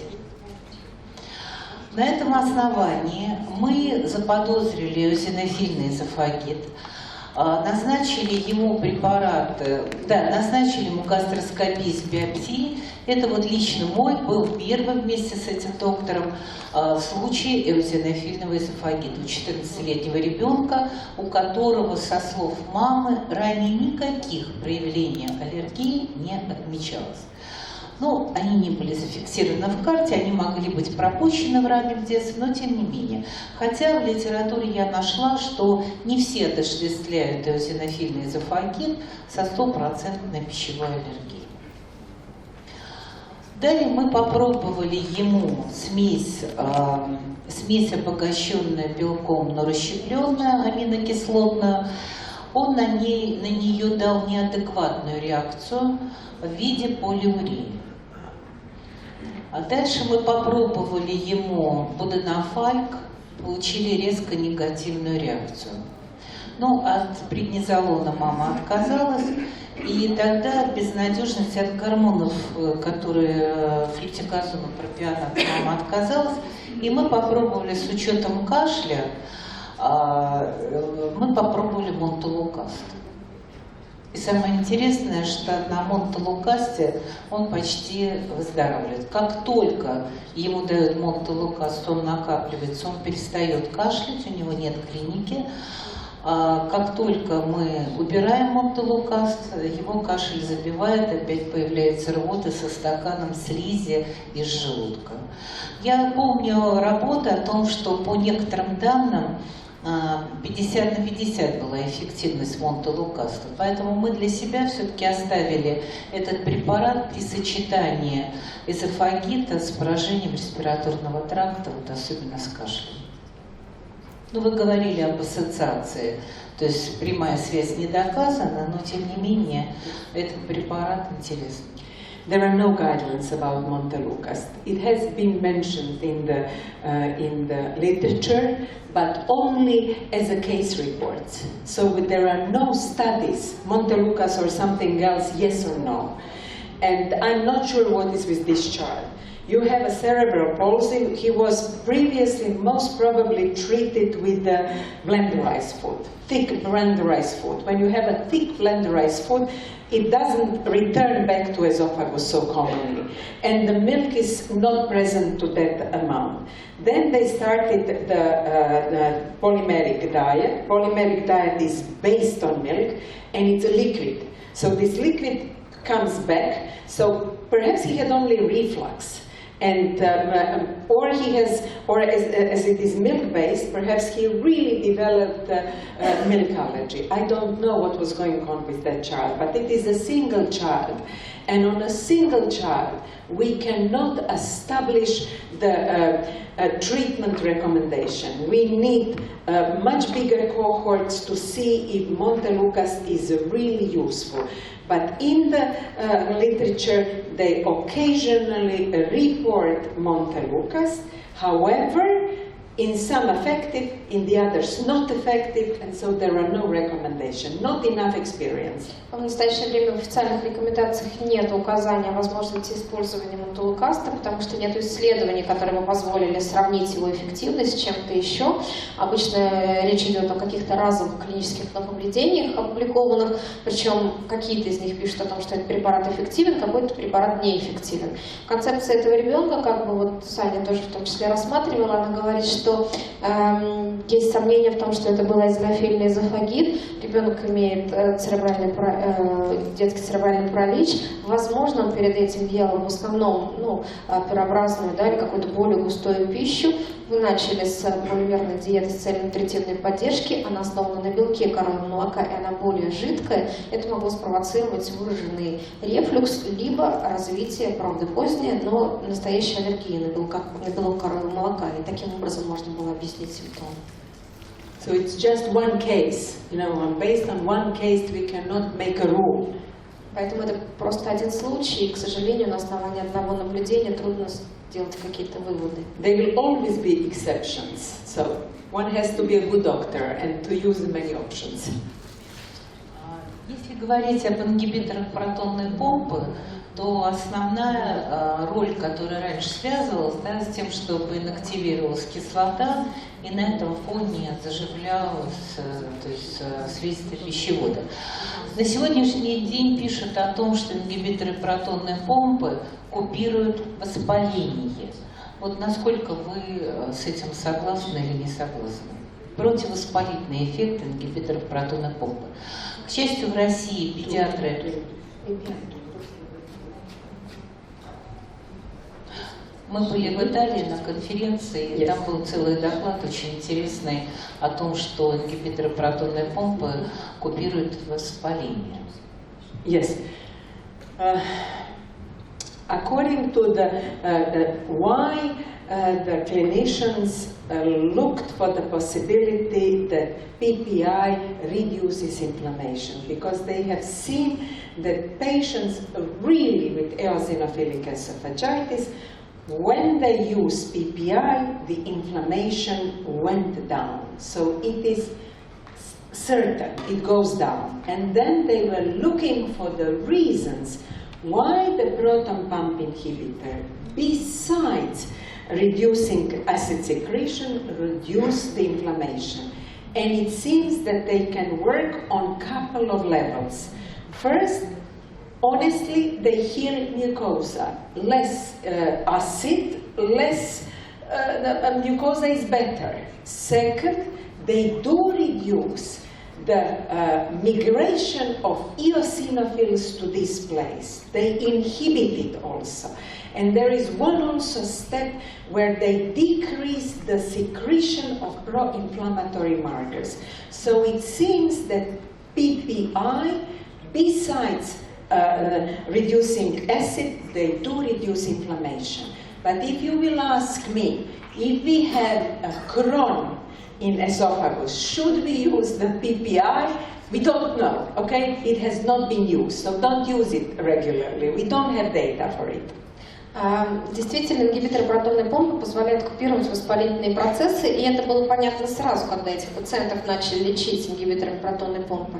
Дальше врачи задались целью узнать, почему. Да, безусловно, это снижение кислотности и банальное восстановление слизистой, да, потенцирование восстановления слизистой. Но было также показано, что ингибиторы протонной помпы уменьшают миграцию эозинофилов в очаг воспаления, а с другой стороны ингибируют продукцию провоспалительных цитокинов. И таким образом это как бы сочетанное противовоспалительное действие. Вы резонно можете меня спросить, если мы имеем болезнь Крона с поражением пищевода, должны мы ли лечить этого пациента ингибиторами, чтобы купировать воспаление? Мы не знаем, пока мы так не делаем. Ну, вы говорили о необходимости вот этой элиминационной диеты, то есть минус 4-6 продуктов, и действовать поэтапно. Ну вот, как правило, ребенок приходит сложный, у него есть разные проявления и кожные, и все остальное. Лично я начинаю с элиминации, поскольку все равно все это недоказуемо, я начинаю с элиминации так называемой золотой восьмерки. И на самом деле обойтись без арахиса в пище и без орехов можно. То есть просто убираю 8 пищевых продуктов, потому что все равно их доказать роль невозможно. Но молоко главное, яйца и глютен, конечно, главное, но без остальных продуктов тоже можно прожить. Вот на сегодняшний день мы, конечно, очень активно в лечении пациентов с эзофагитами любыми, да, которые могут быть так или иначе связаны с аллергией, мы убираем и переводим их на смеси аминокислотные. И поскольку аминокислотные смеси, обычно дети приходят с нутритивным дефицитом, а на сегодняшний день смеси аминокислотные для детей старше года, а чаще всего это эти пациенты, они очень калорийные, то есть в 100 мл 100 калорий.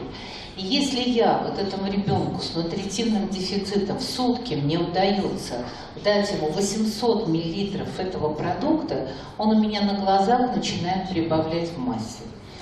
Без яиц можно обойтись, безглютеновых продуктов сегодня много, поэтому лично я начинаю с того, что я убираю все продукты золотой восьмерки, назначаю аминокислотные смеси в адекватном объеме. Единственное, что у нас нет разнообразия вкусов, потому что однотипный вкус, хотя мы знаем, что эти продукты существуют с 5 вкусами и еще новые разные варианты. Ну, родители изыскивают и привозят их из Европы, заказывают через интернет и так далее. Поэтому вот, вижу, что никакого дефицита витаминов и микроэлементов нет. Они становятся мышечные. Если это были дистрофики, то это дети становятся, которые совершенно по-другому выглядят. Поэтому на сегодняшний день аминокислотная смесь – это просто палочка-выручалочка для этих больных, потому что на этих ограничительных диетах они не страдают. А потом уже, по мере улучшения, я включаю рыбу. Ну, понятно, что моллюски мы давать не будем, без них можно обойтись. Да? Поэтому на самом деле это диета без золотой восьмерки. Главное, это, конечно, яйца, молоко и глютен. Но есть адекватная замена, поэтому ничего страшного нет. Okay. I must say honestly, I'm not in favor of it, because I cannot see a rationale why, if you give food, except those 8 allergens, to go for the elemental diet. Elemental formula, amino acid based formula, for me, makes a difference if you give only amino acid based formula and nothing else. If you give all other food except those 8, then instead of milk, I would go for semi-elemental, not the elemental. Why not elemental? Because elemental is really expensive. Atopic, this is not what we are talking, this is not eosinophilic esophagitis. Children who have atopic dermatitis and enterocolitis and esophagitis, they really have a food allergy. So this is not eosinophilic esophagitis. But in this child, elemental diet is reserved only to those who do not tolerate semi-elemental diet. And semi-elemental diet is much cheaper. Russia is big. And there will be more and more children with atopy. And if you treat them with elemental, with amino acid, you will spend a lot of money. So if you have such a severe case, okay, elemental. But for the majority, I would give semi-elemental. And if we talk about eosinophilic esophagitis, I will always go for the smallest number of allergens to be eliminated, because it is the quality of life of those children. And if you keep them on amino acid and on 8 food elimination for years, they will not comply with that, definitely. They will go, they will be adolescent, they will go for pizza or for hamburger, so they will not comply. They will comply when they are 1 year or 2 years or 3 years. As soon as they start going to school or to kindergarten, they will not comply to it. So sooner or later, from this extensive elimination, we will need to come to identify to those single nutrients that he is not tolerating. I'm talking about eosinophilic esophagitis. I'm not talking about a severe food allergy, okay? And monomeric is only reserved to those who do not tolerate semi-elemental, because it is 4 times cheaper.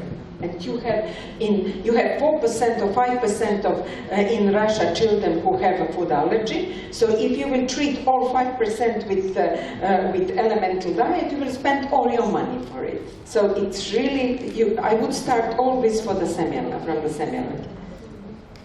Extensive hydrolysate, like for example, Aptamil extensive hydrolysate, Alpha-Re, Altera. There are many producers with different products. В таком аспекте, касаемо пациентов именно с эозинофильным эзофагитом, Саня говорит, что она не вполне разделяет такой подход, по той простой причине, что она видит целесообразность назначения аминокислотной смеси как элементную диетотерапию, которая обсуждалась в презентации, когда вы даете только аминокислоты и больше ничего в тяжелых случаях, когда другими способами вы не можете достичь ремиссии. Во всех остальных случаях речь идет не о тяжелых вариантах пищевой аллергии, а об эозинофильном эзофагите. Если мы сохраняем в рационе питания ребенка другие продукты, за исключением большой 8 аллергенов, она считала бы более целесообразным назначение, например, гидролизатов, но хотя бы потому, что они в 4 раза дешевле. А, соответственно, терапия будет довольно-таки длительной. Если мы расцениваем с финансовой позиции, то вы потратите все свои деньги. Кроме того, общий подход в элиминации большого количества аллергенов она также считает неправильным, потому что речь идет практически о пожизненной терапии. И на каком-то этапе, во-первых, это резко снижает качество жизни, а во-вторых, это приведет к нарушению комплаенса. Поэтому рано или поздно вам все равно придется пройти тот этап диагностики, который она говорила, чтобы уточнить конкретно, какой продукт из того, что вы элиминировали, является причиной, и уже пожизненно его убирать. Вопрос из зала. Скажите, пожалуйста, используете ли вы в острый период при эозинофильном эзофагите, помимо перечисленного, антацидные препараты или местно-анестезирующие? Типа альмагиля. No, they are not recommended. Anticides are really only for reflux esophagitis. If you think it is eosinophilic esophagitis, it should be proton pump inhibitor, not antacid, not H2 antihistaminics, no. PPI, if we think about eosinophilic esophagitis, and I have shown the reasons for that. Доктор просит рассказать подробно о провокации, через какое время после введения аллергена повторять гастроскопию.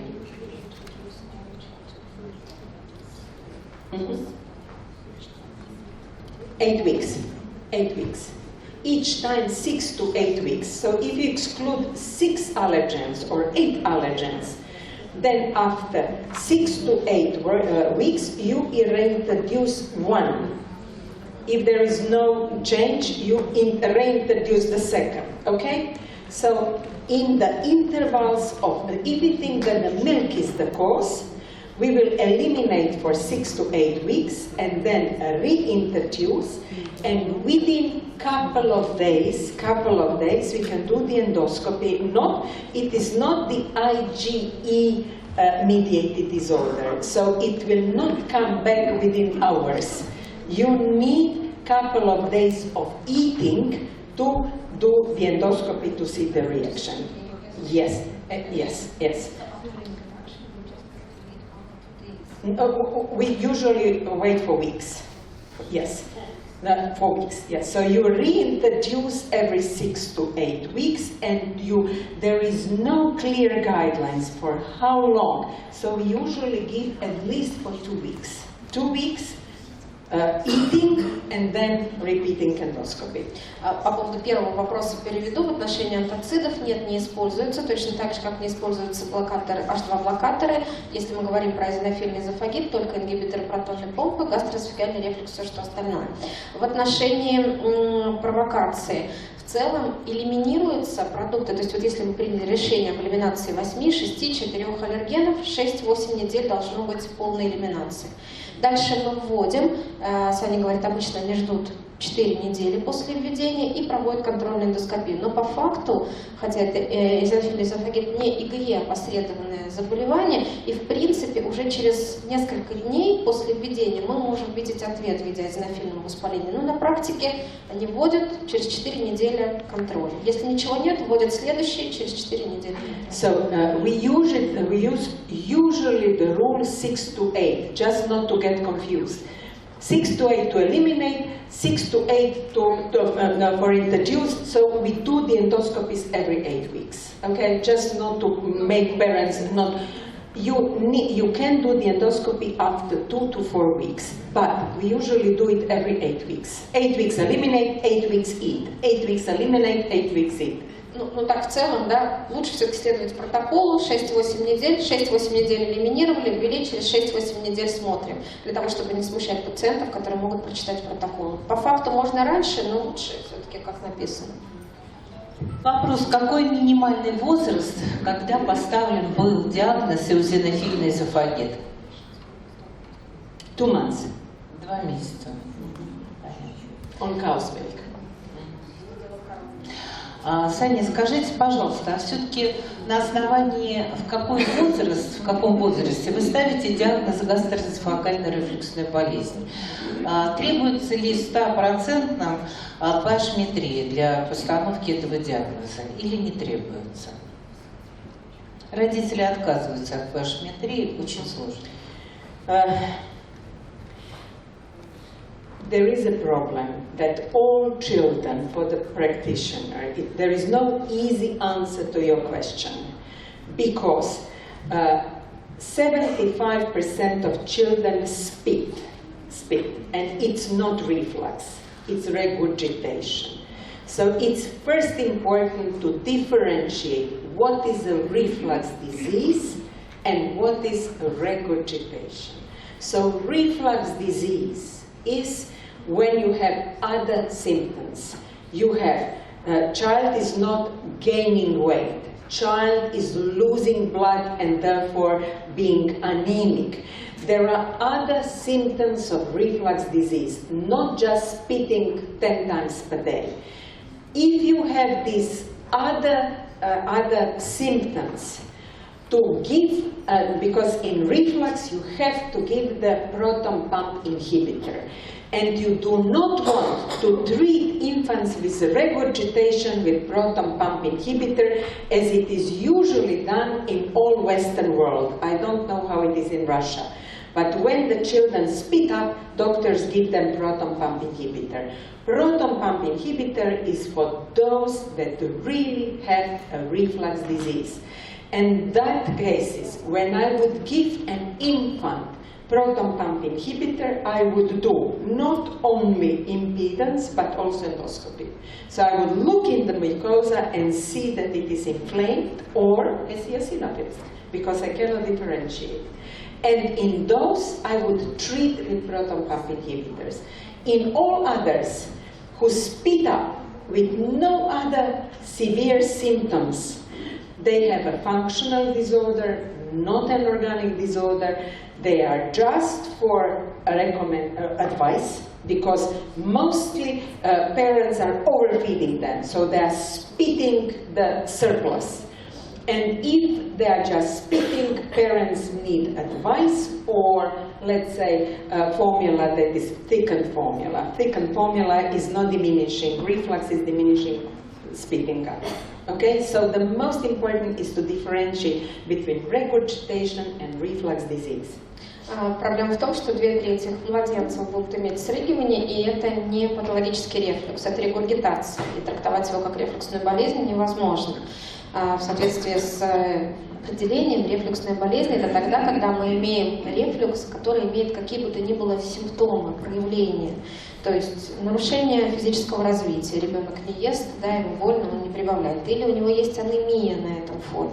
И в такой ситуации вот эта вот дифференциальная диагностика нужна прежде всего для того, чтобы определить, какая тактика терапии должна быть. Даже если мы говорим про рефлюксную болезнь, мы должны назначить ингибиторы протонной помпы. И в Европе это очень частое назначение у всех практически срыгивающих младенцев. А вот чтобы сделать это назначение обоснованное, у такого пациента, который срыгивает и имеет симптомы, Саня говорит, что она, во-первых, сделала эндоскопию для того, чтобы доказать, что есть воспалительные изменения в требуемых отделах пищевода, ну и импеданс, который у нас сделать крайне затруднительно. Мы стараемся, конечно, не назначать ингибиторы протонной помпы без проведения гастроскопии. То есть у нас не только это мы не делаем, у нас родители не дают возможности это делать. Поэтому основная идея только это гастроскопия, подтвердить эрозивный процесс, то есть эзофагит. То есть наличие эзофагита позволяет нам ставить диагноз ГЭРБ, не проводя исследования уже по Шмитрию. То есть мы можем только на основании эзофагита поставить ГЭРБ. Yes, of course. Endoscopy is much better than pH-metry. Yes. Саня, очень интересный клинический случай.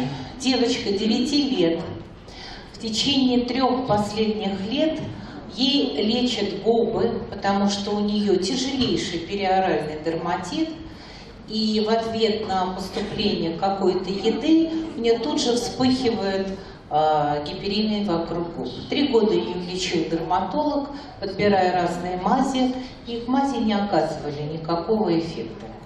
Но удалось уговорить родителей провести гастроскопию с биопсией.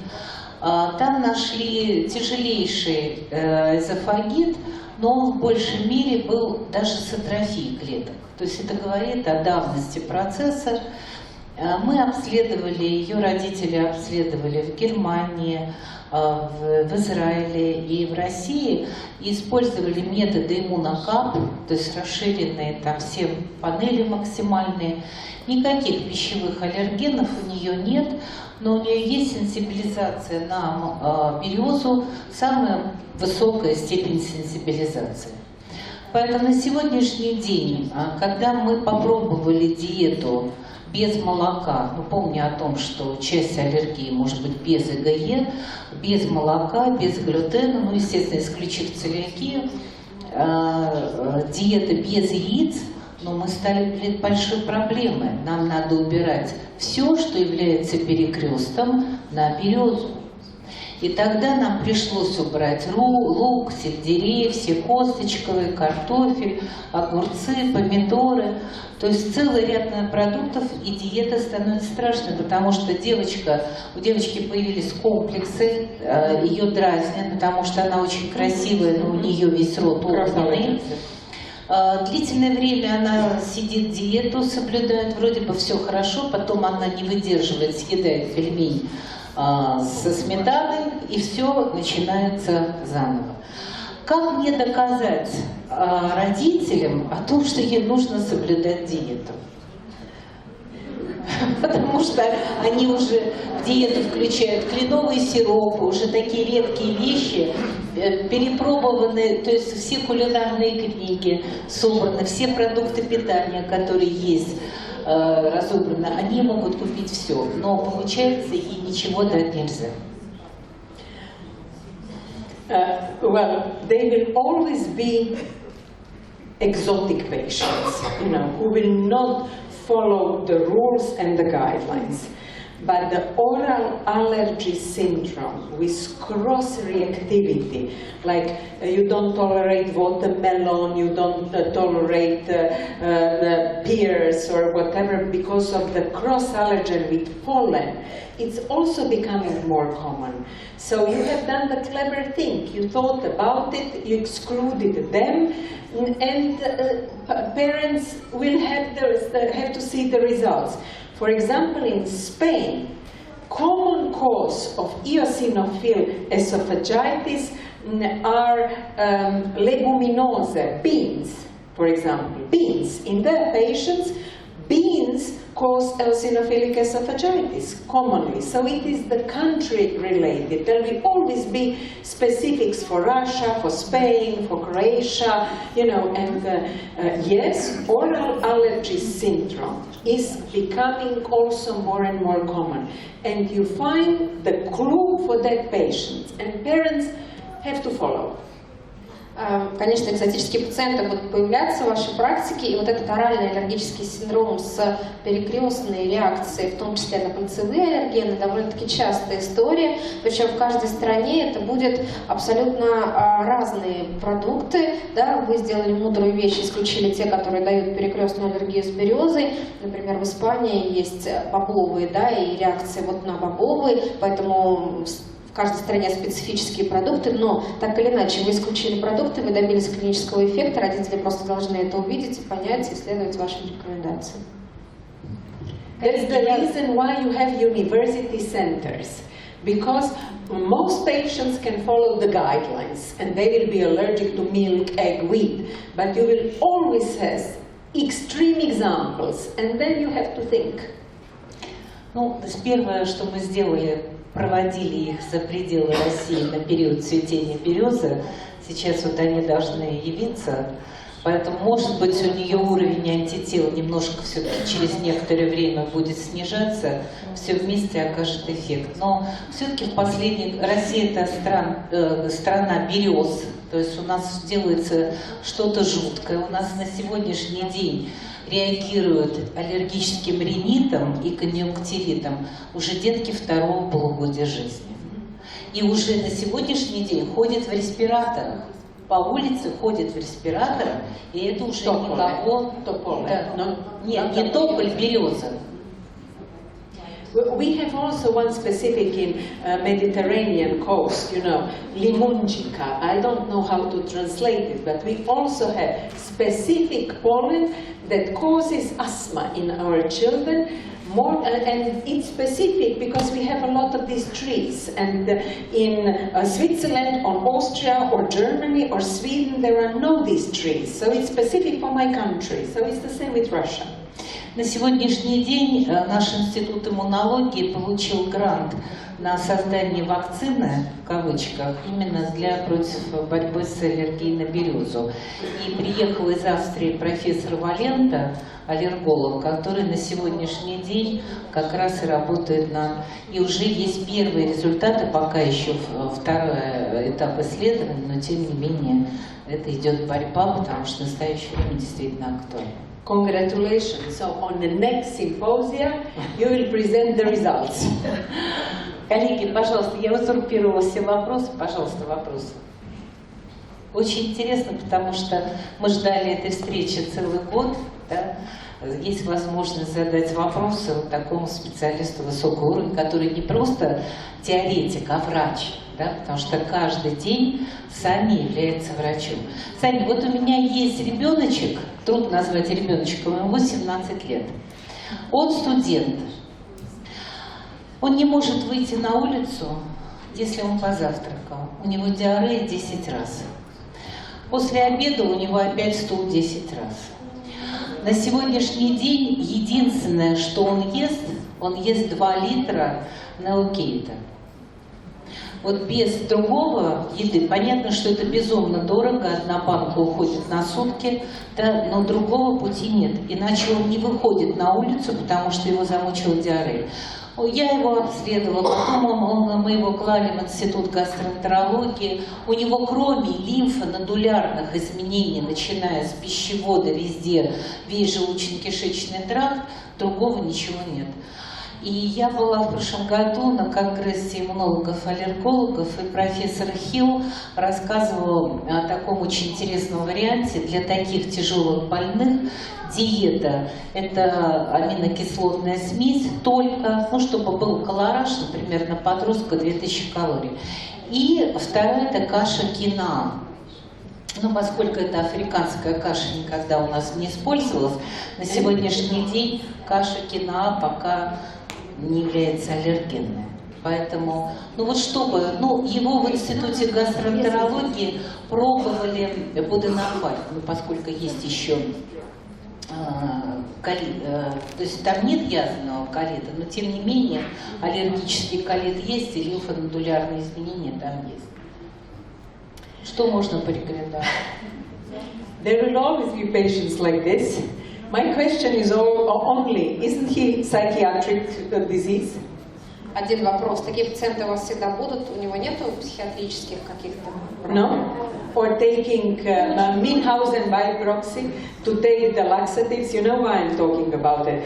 Because he can have placebo, first he can have a Minhausen by proxy, so be psychiatric disease, and whenever he takes something or after breakfast, take laxatives as well. So think about psychiatry. And second, elemental diet could have as any treatment placebo effect. So if he is really psychiatric behind, this elemental diet can be placebo. So he can really have organic disease, which we don't know the cause, and he can exist.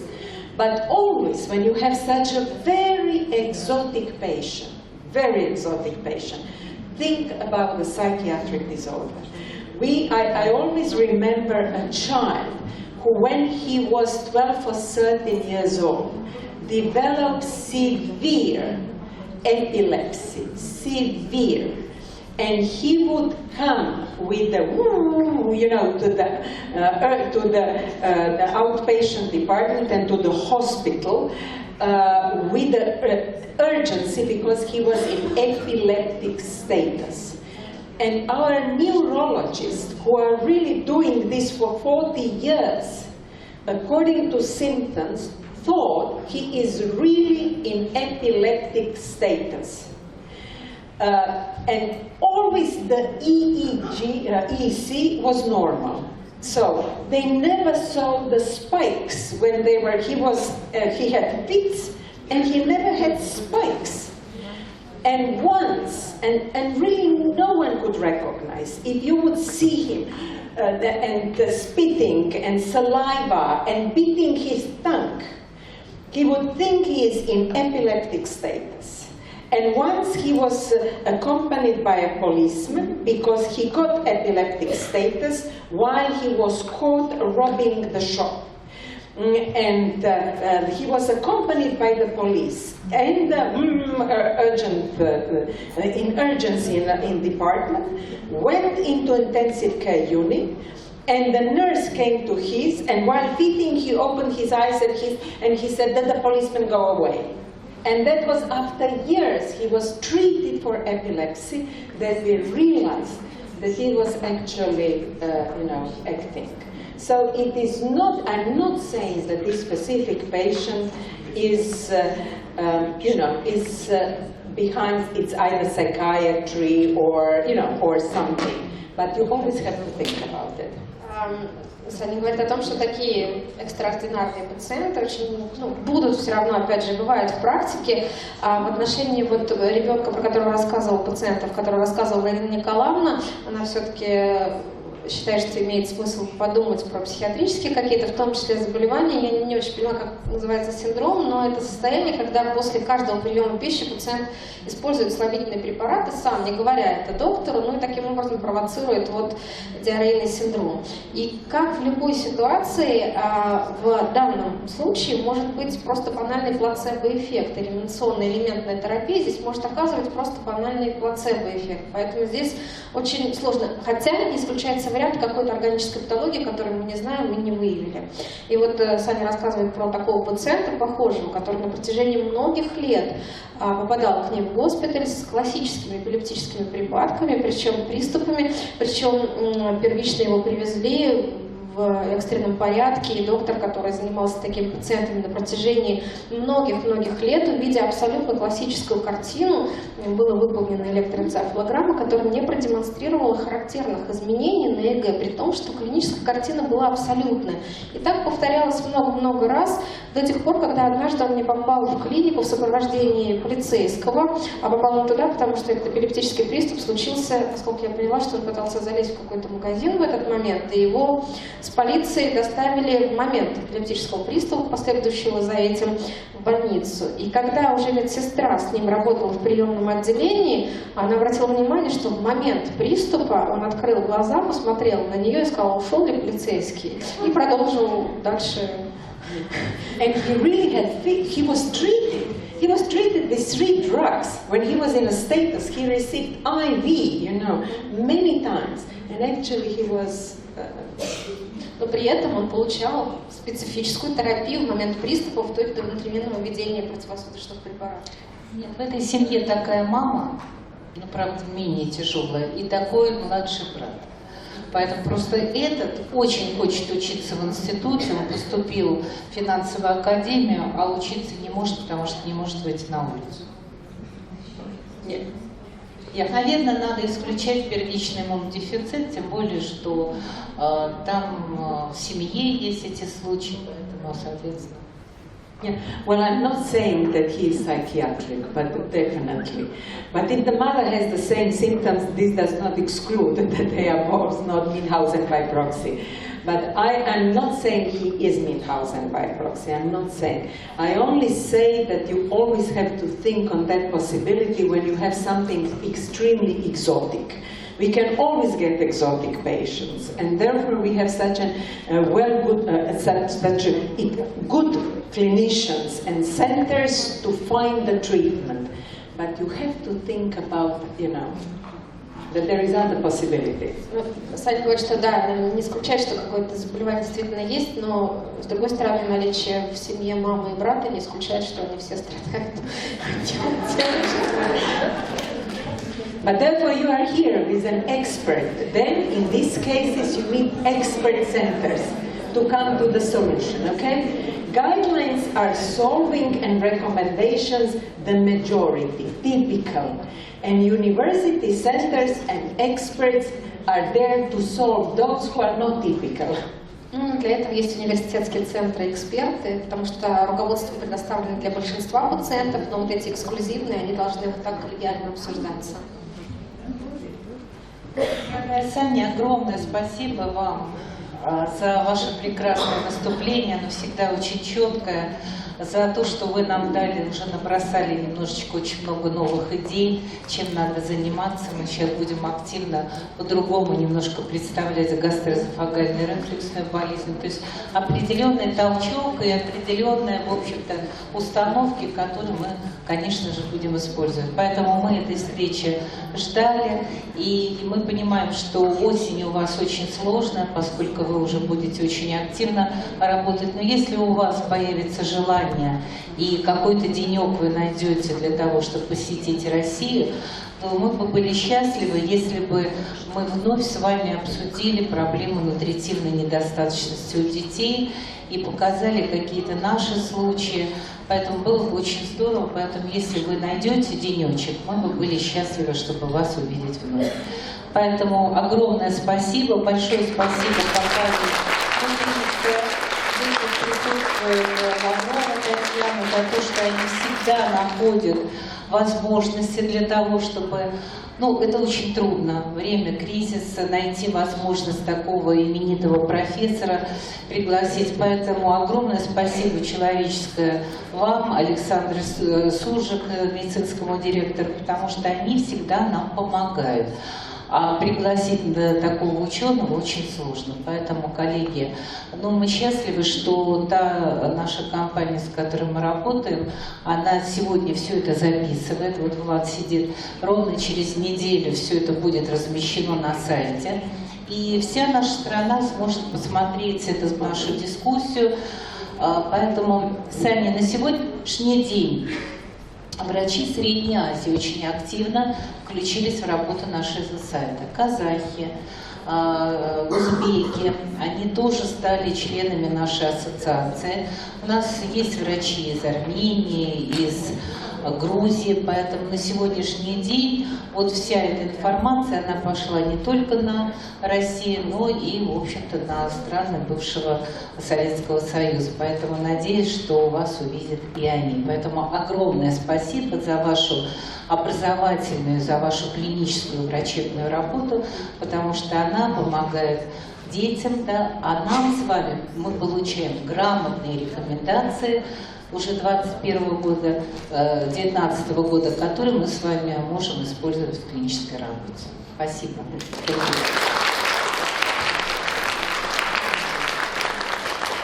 And I would really say that I am always pleased to come, even on such a day.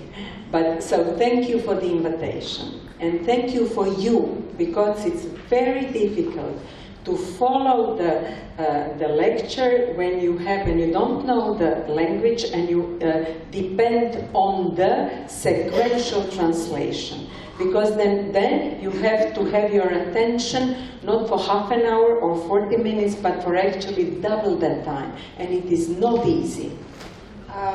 Большое спасибо, я всегда очень рада приехать.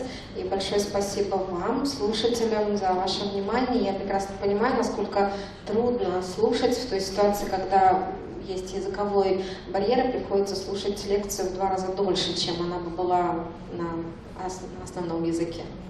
And I want to thank Professor Zakharova. Why? Because she is really doing amazing work in education and spreading facts. And educating is the base of the good clinical practice. So, thank you. Большое спасибо Ирине Николаевне за то, что она делает такую огромную работу в сфере образования, потому что это самая главная основа качественной практики. Спасибо. Yes.